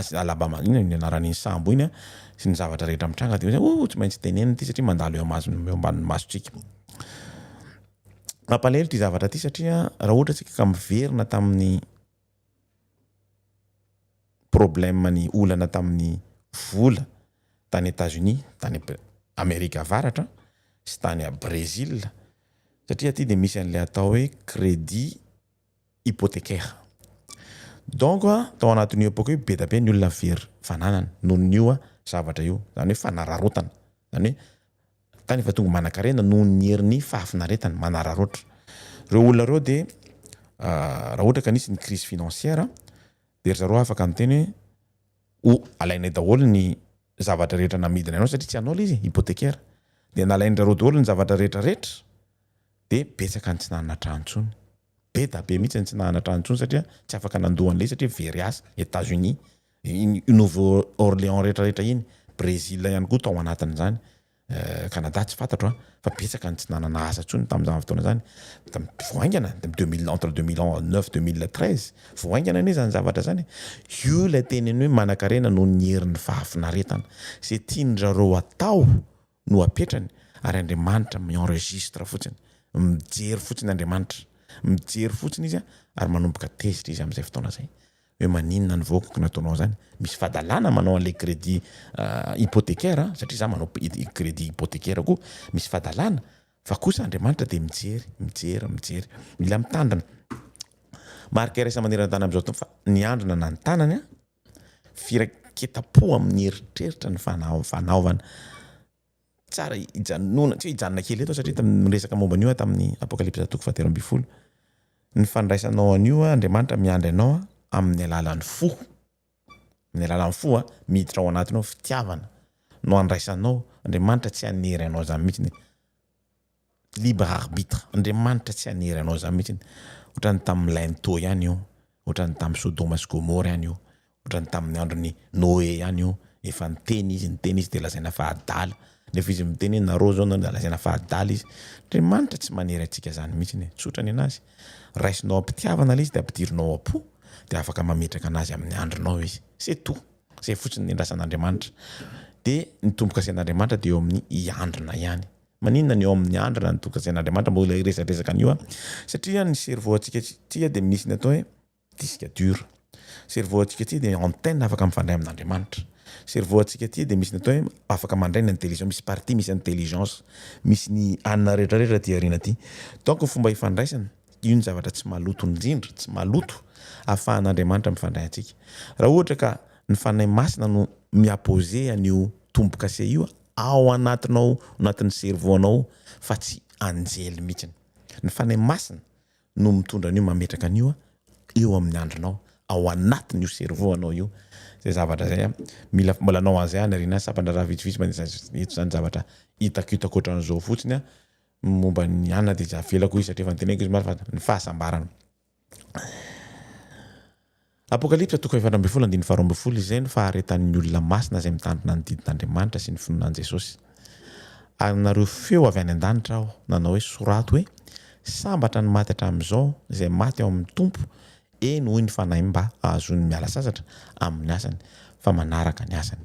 Ao amin'ny Mateo 10:12 izy dia miresadresaka momba an'io koa sambatra izay enjehina noho ny fahamarinana fahazan'ny fanjakan'ny lanitra. Sambatra izay enjehina noho ny fahamarinana fahazan'ny fanjakan'ny lanitra. Hijanona kely eto ahako satria betsaka no miteny enjehana izay satria manao ny manaraka dimanche, enjehana izay satria mivavaka amin'ny Maria, enjehana izay satria no tsy manenjika mihitsy ny tompoko. Teny aminao ny fahamarinana hoe diso araka an'ilay afatry ny anjelo anankitelo. Afaka tsy miteny momba an'io izay fa kosa ny afatry ny anjelo telo dia miteny hoe teneno fa misy fahadisoana ao anatiny ao.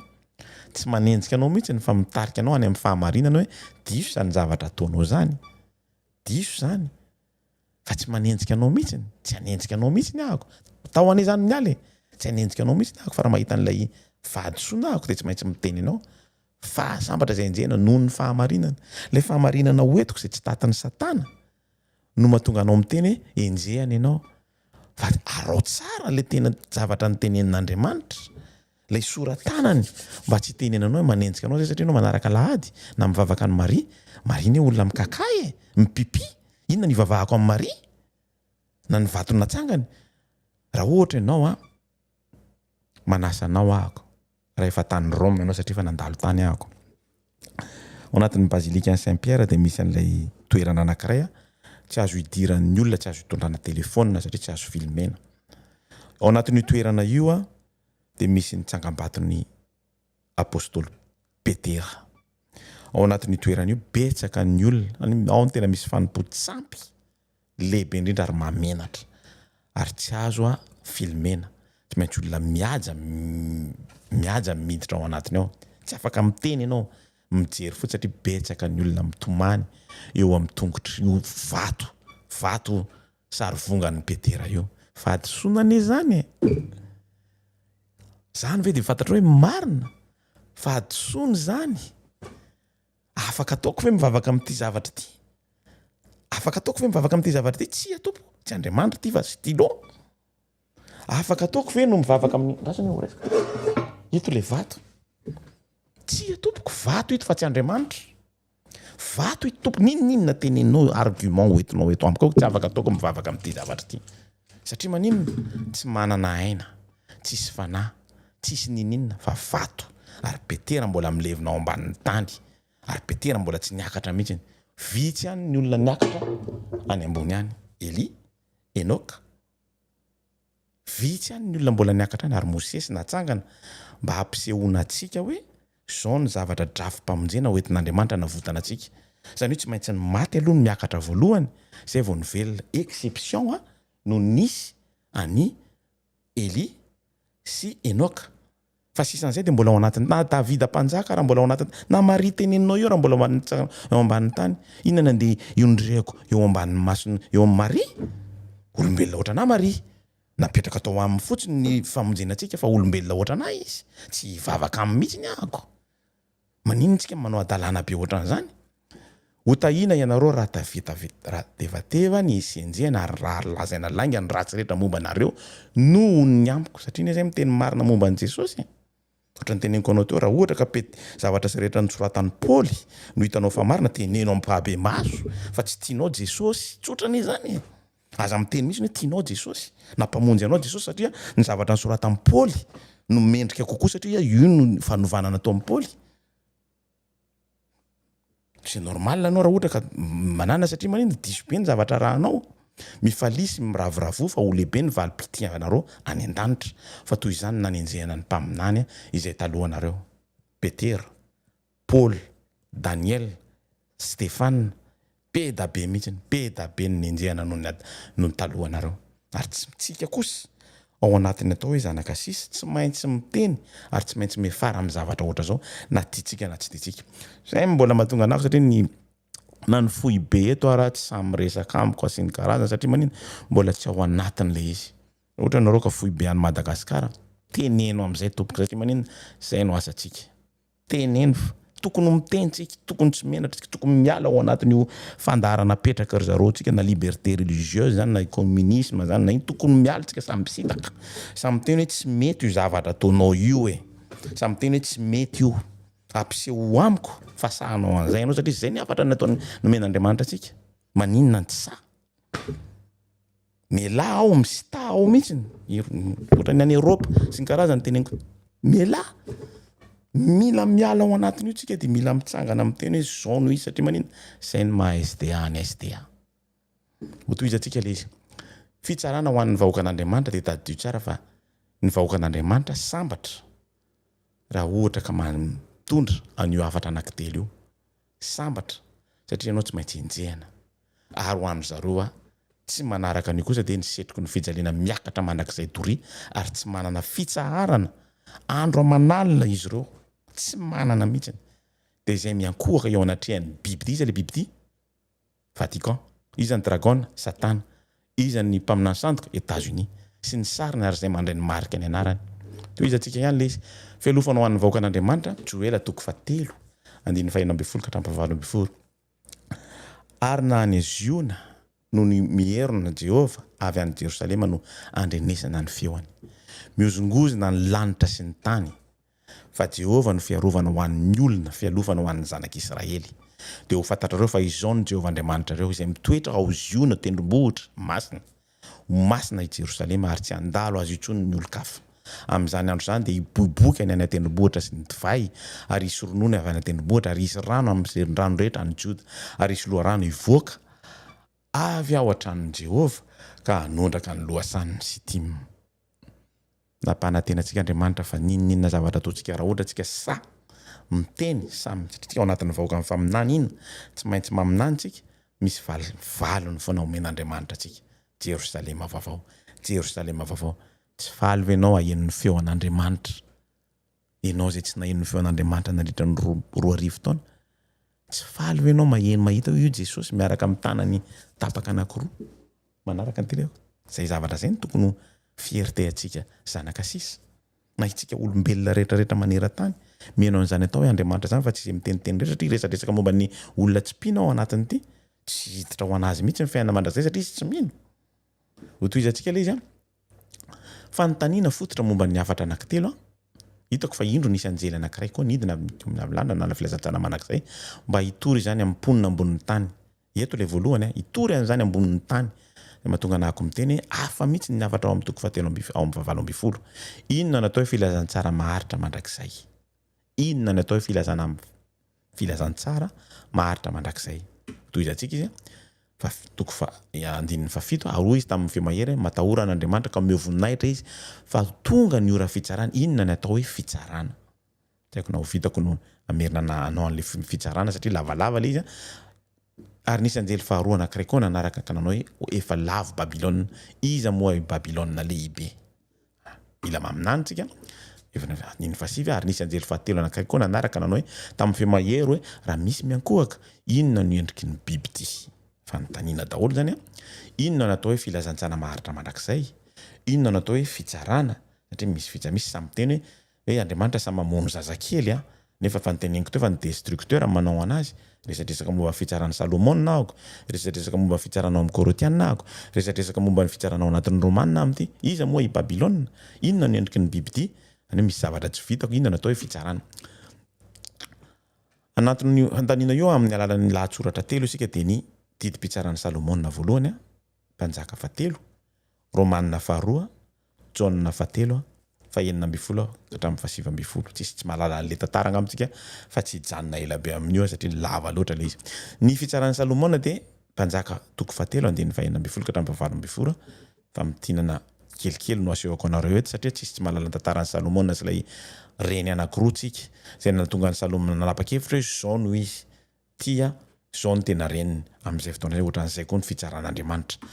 Fitsarana Salomena dia tsy misy na inona no tsaraina tamin'ny hevitry ny fanombanana. Zay nadikany atsako na mety na tsy mety. Tsy nisy vehivavy no tsaraina noho ny fivarota-tena nataony. Tsy misy fisalasalana ho an'ny olona ny fahamarinan'ny didim-pitsarana. Ny valy soa dia ny miaraka amin'ny zanakalahy tokana sy ny sazy tsy nomena anazy. Intéressant be misy satria ao anatin'io koa misy ny fitsaran'Andriamanitra ao anatin'io. Fantatry ny Israelitra ny fahendren'ny Salomena. Ny valy soa dia miaraka amin'ny zanakalahy tokana. Iza ny zanakalahy tokana koa? Jesosy. Sy ny sazy tsy ho eo aminy mihitsy. Toy izy atsika izy aseho omedela amin'ny fahendrena izy. Izy irery ihany no ohatra ao amin'ny fitsarana voaraikitra ao amin'ny Baiboly. Izy no sarin'ny fitsaran'Andriamanitra. Raha ohatra tsika ka te hijery ny fitsaran'Andriamanitra satria tsika mila miezaka, mbola tsy ampy io zavatra io satria izay ny zavatra hitako. Raha ohatra tsika mila miezaka manampy ny fitsaran'Andriamanitra manaraka tsara dia mitovitovy amin'io ny fitsarana tsy mitongilana. Tsy mitongilana afaka miteny hoe meo antsy ahako dia tapahako ny azaraiko anankiroa ty dia ameko anao sy ohatran'izao dia mahatonga le tena reniny ny teny hoe anahy io satria misy fitiavana ao anatin'ny fony ao. Nahafantaran'ny Salomona ity no tena izy ohatran'izay koa Andriamanitra. Ohatran'izay koa ny fitsaran'Andriamanitra nomeny anao ny zanany mba hahafahanao mba hahafahantsika miala ao anatin'ny fahotana rehetrarehetra. Zay ny fitsaran'Andriamanitra. Fitsaran'Andriamanitra dia miala avy eo amin'ny zanaka foana ao fety. tsy afaka manao ninninna mihitsy ntsika ninninna ataotsika ary tsy nisy fianara moraly olona voakasika zany fitiavana ho an'ny zanaka laha itokana ny tsy fadian'ny olona fandrahonana izay aneo ny tena lalina ao amponiny tsirairay avy zay le fou pratique le fou le cœur mihitsy no mitazona ny zavatra hoe tia an'Andriamanitra marina ve tsika ny fitiavana dia hatramin'ny fahafoizan-tena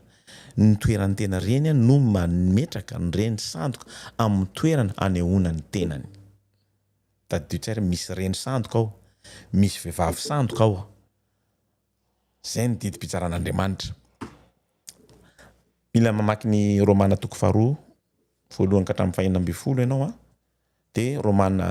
toko fafito andininy fahaefatra ambin'ny folo hatramin'ny fahadimy amby roapolo eo dia fantatro tsara ny fitsarana ao anatin'io fiteny io ny fanekenana tsia ny fanekenana fanjakatsika mifanohitra amin'ny sotoavina manokana fandavana marina momba ny tenatsika ny fanekenana lalàna roa miasa atao anatitsika izany dia ny fanekenana tsy fahafahantsika mamany olana tsy maintsy miankina amin'i Jesosy foantsika rehefa mamaha olana anankiray izay mahatonga an'Andriamanitra miteny hoe raha ohatra ny ka handeha dia misy soloko alefako aminareo angatahako amin'Andriamanitra io soloko io mba hanampy anareo ary tsy misy ninina azontsika atao raha tsy miresaka amin'io solo tena anankiray io tsika na hoe parakle na hoe ny fanahy masina mba hahafahantsika matoky an' Jesosy ka amaha ny zavatra rehetrarehetra manahirana atsika amin'izao fotoana zao ny fitorinan'ny evanjely dia tsy mifototra amin'ny fanondroana ny fahadisoan'ny olona ray mba hahafantarana azy eo anatrehan'Andriamanitra fa amin'ny fanomezana azy ireo antony atoky an' Jesosy mba hita azy ho toy ny rahalahy mba hahafahan'ilay olona mamatatra ny tenany eo anatrehan'ny maha izy azy torohevitra no asoriko apetraka eto amin'ity zavatra ity mba tsy hahafahantsika miteniteny foana na tonga dia tezitezitra foana miteny azy ireo tsy mety sy ny karazany mila mametraka tsara ohatra ny teneniko teo raha tena tian'i Jesosy ianao tsy hanaraka mihitsy ny zavatra nosoratan'ny Paoly na zay zavatra hitanao hoe ohatran'izao satria texte dur anery ny texte amin'ny Paoly ampiasainy zareo iny mba tsy hanarahan'ny lalàn'Andriamanitra mila zavaina tsara aminy ohatran'izao io tsy misy fitiavana an'Andriamanitra mihitsy ka ohatra ka reny teny reny no arahanao nefa Andriamanitra ny mbola tsy nanova ny lalàna mihitsy zay zavatra zay mila zavana andrareo ampitiavana mila metraka raha ohatra ianao ka te hahazo ny fanjakan'Andriamanitra io dia mila miasa ao anatin'ny fonao mila mandray an'ilay tombo-kase ka raha tsy feno mihitsy mifepetra tsy handray an'ilay tombo-kase ianao asatsika izay amin'izay fotoana zay manaraka ny fahatokisan'Andriamanitra na an' Jesosy dia manomboka amin'ny fahatokiana n'ilay manambara an'izany vakio nareo ny John toko fahatelo andininy fahaenina ambin'ny folo sy fahasivy ambin'ny folo tsy mahatsiaro fa voatsara fepetra fahatokosana finoana ny anjarany asan'ny finoana lehibe misy nataony amin'ny teny anglisy ilay izy fitsarana fahazavana ny finoana andininy io fa tsy andininy ny finoana ny mahatonga atsika anatona ny fahazavana ny fahakenavetrany ny fahamarinany toe-javatra ianantsika na ny fitsarana ao amin'ny fifandraisana akaiky amin'Andriamanitra fifandraisana akaiky amin'Andriamanitra sy ny fisoroana ny fitsarana farany izany hoe ny fanokafana ny fahotatsika amin'ny andro mazava tsy araka ny sitrapontsika mihitsiny zay dia zavatra tokony tsy araka ny sitrapontsika mihitsiny amin'izay fotoana zay ao Korintiana voalohany andininy faha 1 raha mitsara ny tenatsika isika dia tsy ho tsaraina amin'ny teny frantsay izy hafahafa kokoa noho izay no manao voankazo maly ny olana apetratsika amin'Andriamanitra dia mitondra atsika ho amin'ny fibebahana izany hoe amin'ny fijerena marina ny tenatsika eto dia matetika atsika indrindra fa ao anatin'ny zanaka sisa dia mihevitra ny tenatsika hoe marina foana zavatra indray tenenitsika dia marina foana tsy azo tenenina somary ohatra ny mafimafy loha be izay ihany somary ohatra ny hoe za no mpitondra dia za no mandidy dia za ihany no mametraka ny zavatra rehetra izay ataoko nefa jerevana io izany hoe amin'ny fijerena marina ny tenatsika discernement fijerena marina momba ny tenatsika tsirairay avy mila mijery tsika hoe ohatra ny ahoana ny fomba ahafahantsika mampiseho zany zavatra tokony endritsika dia ny zavatra nampiseho an' Jesosy inona ny nampiseho an' Jesosy rehefa teto tany izy zay ny zavatra tokony entsika fa tsy ny tenatsika mihitsy tsy tokony isy fatezerana sy ny karazany matoa ohatra ny somary ohatra ny miakatra kely teo dia satria miteniteny foana ary zareo momba n'ilay zavatra nysoratany tao raisany zareo anatin'ny zavatra nysoratan'ny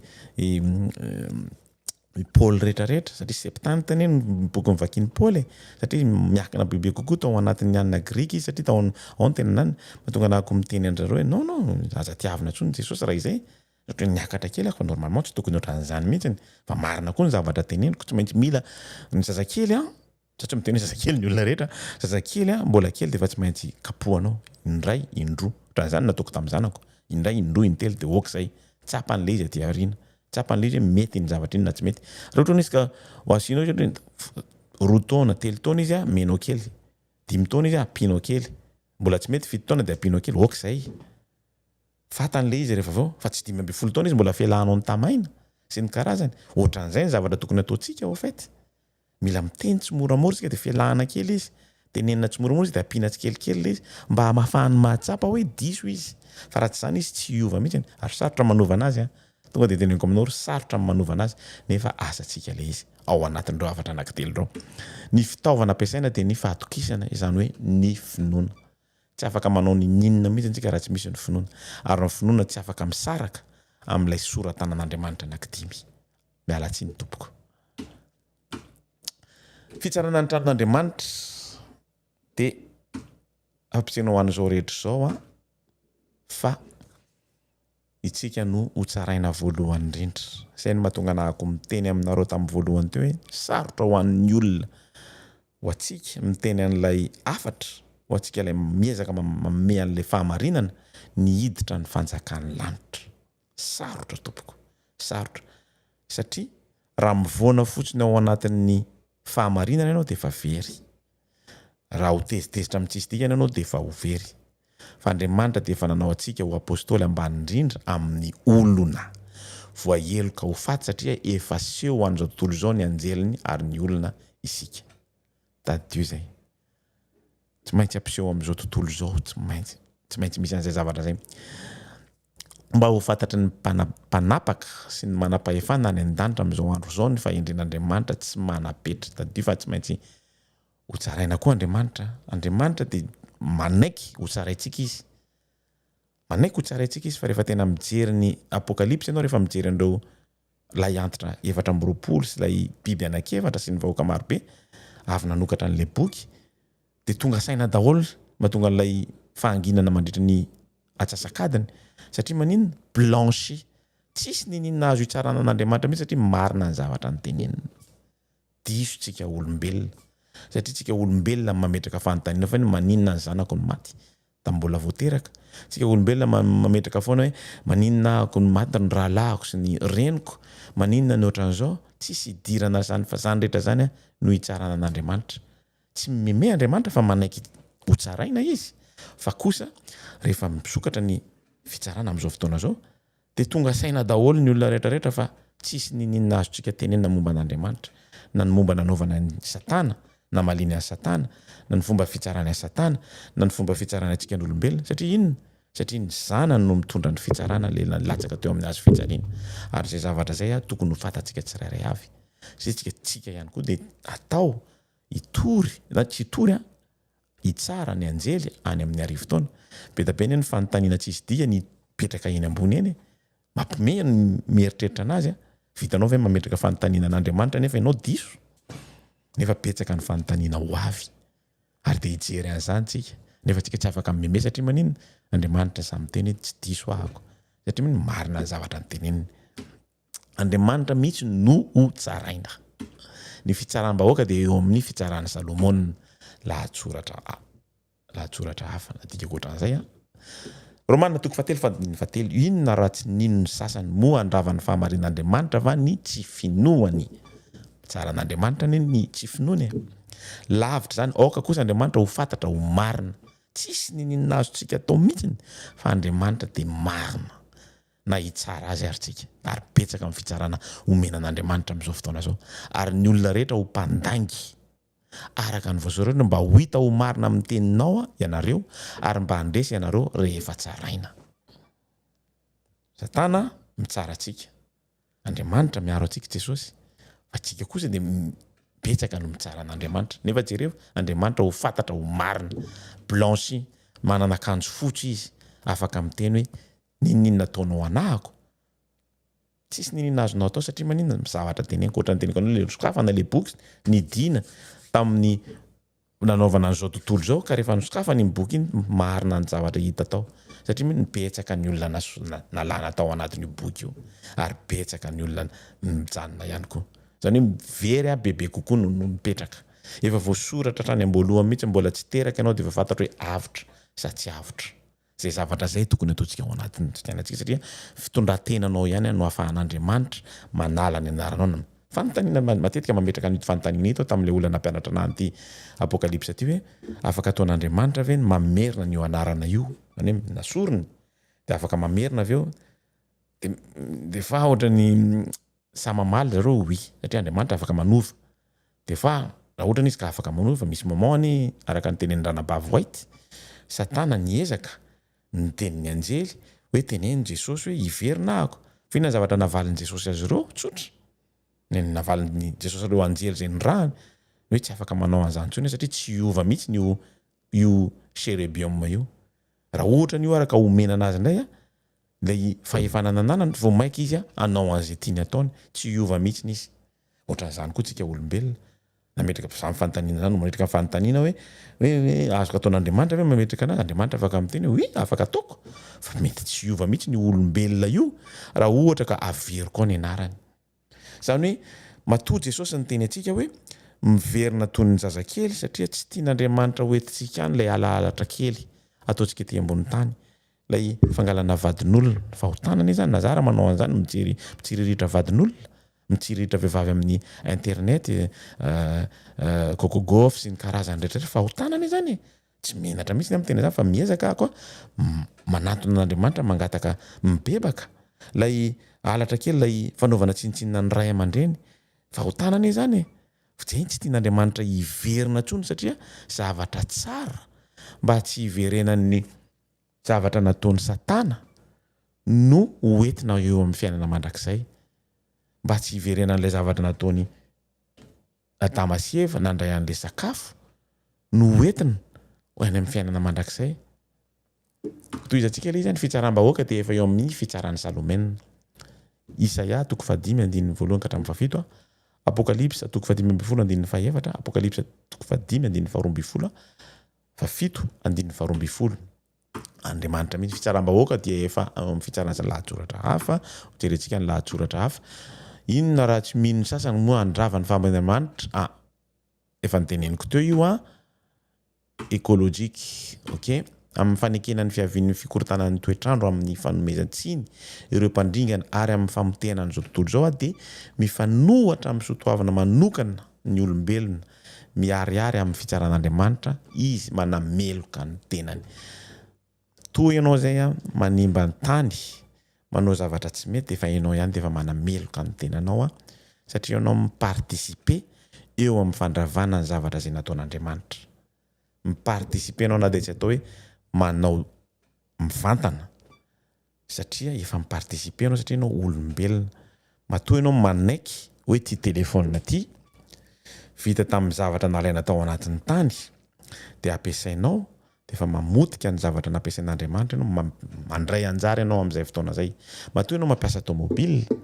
matoa ianao mampiasa bus sy ny karazany dia efa mandray anjara ianao satria ireny mandoto ny valitonana dia tsy mandray anjara mivantana azy ianao dia efa ianao ihany dia efa manameloka ny tenanao amin'izay fotoana zay satria maninona sa midisontsika amin'izay fotoana zay toy izantsika ilay izy ny fandrosoana ara-teknika dia mety ho fomba tsara namafainana ny olona amin'ny asa sarotra indrindra mifanohatra amin'izany lasa fitaovana fanararaotana ny olombelona izy ireo fantatrao ny tiako tenenina intelligence artificielle IA intelligence artificielle matetika dia mandeha anatina usine reny usine reny dia mampiasa fitaovana be dia be mba ohatrany hoe mandray an'ity zavatra ty izy dia apetrany etsy ananina etsy tsy olombelona tsony miasa amin'izay fotoana zay fanararaotana olombelona lasa fitaovana fanararaotana ny olombelona izy ireny satria izay no atao mba fantatrao moa fa tany Davos azafady tamin'ny herinandro lasa iny nanao interview any anina ny responsable nanao anazy Elon Musk inona zavatra nitenen'ny Elon Musk ny buany amin'ny robotika izay tiany apetrany dia manamaivana ny asan'ny olombelona tsirairay avy Zany hoe tsy faly ve ozy ianao afaka jerenareo le vidéo satria mandeha amin'ny YouTube le izy ny interview an'i Elon Musk tsy faly ve ozy ianao raha ohatra ka any anatina maison de retraite tsy ianao tsony manasa azy ireo manome sakafo azy ireo fa ny robot tsy faly ve ianao any anatina crèche vita zanak'izy tsy ry zareo tsony no mampianatra fa ny robot sy ny IA ozy izy de ny olona rehetrarehetra de afaka manao abonnement satria manomboka memora ny abonnement ny IA am'izao fotoana $6 sy ny karazany rehetra tsy mahafaly anao ve zany ozy izy jerevany hoe fitaovana fanarotany olombelona izy ireo nomen'Andriamanitra eninandro tsika hiasa nefa kosa fitaovana hafa no ampiasaitsika hoentina natsarana ny fiainantsika itsika ihany defa mametraka fahotana ho atsika am'izay fotoana zay na izarany mampiasa IA memezan'Andriamanitra fotsiny fa amin'ny asako andavanandro ny asa rery ahako miezaka ahako fa tsy mahavita ny inona raha tsy misy IA ary anankitelo be zao na otizatsika rehefa manao an'izany de mampiariary ny tenany amin'ny fitsaran'Andriamanitra tezitra ny jentilisa ary tonga ny fahatezenao ary tonga ny fotoana hitsaranana maty amalisoa ny mpaminany mpanomponao sy ny olo-masina ary ireo izay matahotra ny anaranao ny kely ny lehibe ary andringana ireo izay manimba ny tany toy izatsika misy ny lafi ny ombonana amin'ny fitsarana jerevanareo fotsiny le izy de manao défilement satria lavalava ihany le izy efa misy 1h35 ok amin'ny akapobeany ny olona de manana proof fa raha tsy misy ny taridalan'Andriamanitra de tsy ho vitany ny mitatana n'ilay tontolo mahatalanjona nomen'Andriamanitra azy ao amin'ny zavatra reo afaka mieritreritra isika fa ny fanambarana de momba ny fiafaran'ny fitsarana fa tsy ny fiandohana fanambarana de fiafaran'ny fitsarana de midika koa ny fanambarana ny fiafaran'ny fanelanelana izany hoe ny fandresen'ny vahoaka an'Andriamanitra amin'ny fahotana ok izy io koa de fitoriana ny fiarovana amin'Andriamanitra ho an'ny vahoakany ny tompo mierina avy any Ziona ary ny feo any re avy any Jerusalem efa niteneniko mizongozona efa niteneniko teo iny deuxième message iza moa i Babilona ho faranatsika amin'iza moa angaby i Babilona satria lavalava izy Babilona de sambany raha ohatra ka mijery an'le texte atsika iza moa Babilona lehibe efa lavo sambany Andriamanitra nametraka na antia teny hoe sambany ao amin'ny andiny no miresaka momba ny Babilona lavo na hoe Babilona matoa Andriamanitra midika izany fa mianjera izy eto mianjera Babilona fa misy dikany be mihitsy io matoa Andriamanitra miresaka amin'ny Babilona de niraisiny ny ohatra exemple any amin'ny Babilona Daniel mba hoentiny atao ohatra ty amin'ny Babilona satria Babilona mihevitra ny tenany zanaky c'est pas Nabucodonosor fa i Beltatsar non tsy Beltatsar izy moa le anankiray ty ny teny mihitsy hoe iza moa ny lehibe indrindra eto ambonin'ny tany raha tsy zao namorona ny Babilona ity de naverin'Andriamanitra le izy aty amin'ny Apocalypse atao ohatra midika izany fa menjera izy eo tsy lazaina amin'ny feo mahery ny afatra toy ny roa voalohany tsy atao amin'ny feo mahery mihitsy nefa ohatra ny mangingina jereo tsara texte fa horesahana indray ao amin'ny toko fahavalo amby folo zany amafisina sy tamin'ny feo mahery noho izany de resaka mialohan'ny fianjaran'ny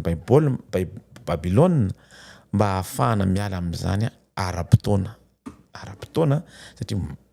mahagaga ahoana mahatonga tsy misy adino vahoaka an'Andriamanitra adino ao anatiny ao noho izany de afatra mialoha zany na de eo amin'ny faratapony voninahina aza izy de milaza ny afatra fa lavo izy tsy maintsy lavo Babilona ary tsy maintsy tenenitsika hoe ho lavo anenao ninona tenao tsy mamenatra miteny an'izany ho lavo Babilona tsy maintsy ho lavo izy fampahirezana ho an'ny vahoaka an'Andriamanitra enjena zany ho an'ny tena mahafantatra fotoana izao ialana amin'izany saingy raha amin'ny famerenana indray ao amin'ny toko fahavalo amby folo de mazava ny antso iala ary eo tsika de hiditra amin'ny atao hoe verset par verset manazava ny Apocalypse amin'ny manaraka satria tokony zay no nataoko toko fahavalo amby folo midingana rehefa manambara ny afatra faharoa fa lavo Babilona de mbola tsy lavo ara-batana izy tsy mbola lavo miverimberina amin'ny feo mahery tokoa ilay afatra ao amin'ny toko fahavalo amby folo mbola tena tsy lavo tanteraka izy mbola tsy nianjery Babilona amin'izany fotoana izany satria natsona hiala tao ny vahoaka an'Andriamanitra tena hiala tao zay le niteneniko ary amin'ny voalohany teo mahatonga saina anahako mihitsy ty mandritra ny herinandro tena nieritreritra satria nikarakara an'ilay Apocalypse fahavalo amby folo de tonga saina be ako hoe maninona milaza momba vahoakan'Andriamanitra izy dia miverina tamin'ny alina ny resaka tamin'ny vadiko dia niteny anazy mety ho fantatro any le satria tamin'ny andro ny Sodoma sy Gomora tsy niala tao mihitsy ange iza moa ny anarana izy reto i Loty ary ny insista mihitsy ny Abrahama anteny hoe misy 5 ao dia osombanao ve io zany hoe le vahoakan'Andriamanitra zany tena manetry tena mihitsy na dia tena mijaly ara miaraka amin'ilay bibidia ao anatiny hoe miaraka amin'ilay ina karazana vorona maloto izay voalazany amin'ny Levitikos 2:12 mety mihinana reo biby reo mety mihinana olona mivantana manta hoanin'ireo manta ohatran'izao le tsy manaraka ny sitrapon'Andriamanitra faminaniana daholo zany satria tsika vahoaka amin'ny faminaniana tsy maintsy maminany ianao reny satria voalaza hoe amin'ny toko 7:12 hoe misy lasa fanjakan'ny demony fanjakan'ny bibidia zany hoe manao zay tiany ataony mety ireny aigle reny na ireny vorondreo na ireny ino filazana ity corbeau mihinana olona manta ohatran'izao tsy manaraka ny sitrapon'Andriamanitra mety mafy mihitsy mety ihany koa lazaina hoe bibidia ohatrany hoe ino hoe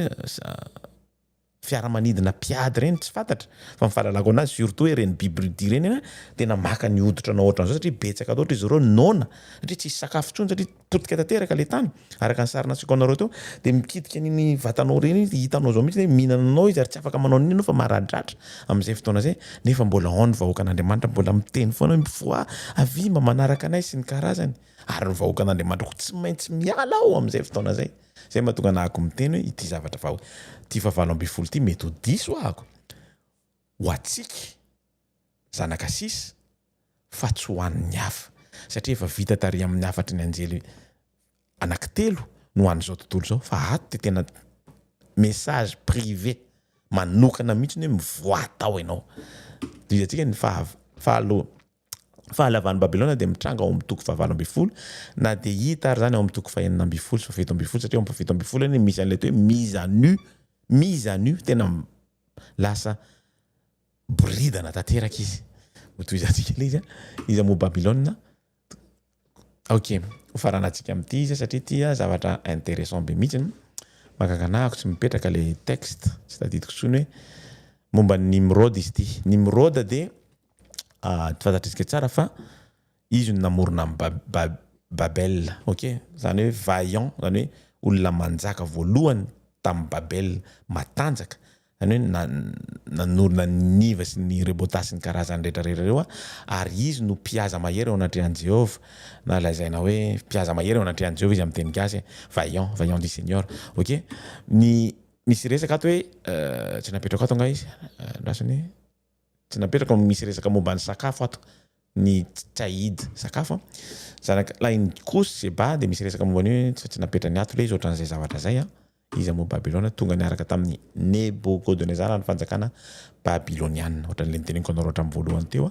iny voalohany amin'ireo antsoina hoe fanjakana matanjaka indrindra maneran-tany ary naverin'Andriamanitra izy aty amin'ny apokalipsa ho an'ny bibidia sy ny mpaminany sandoka rehefa te amaritra ny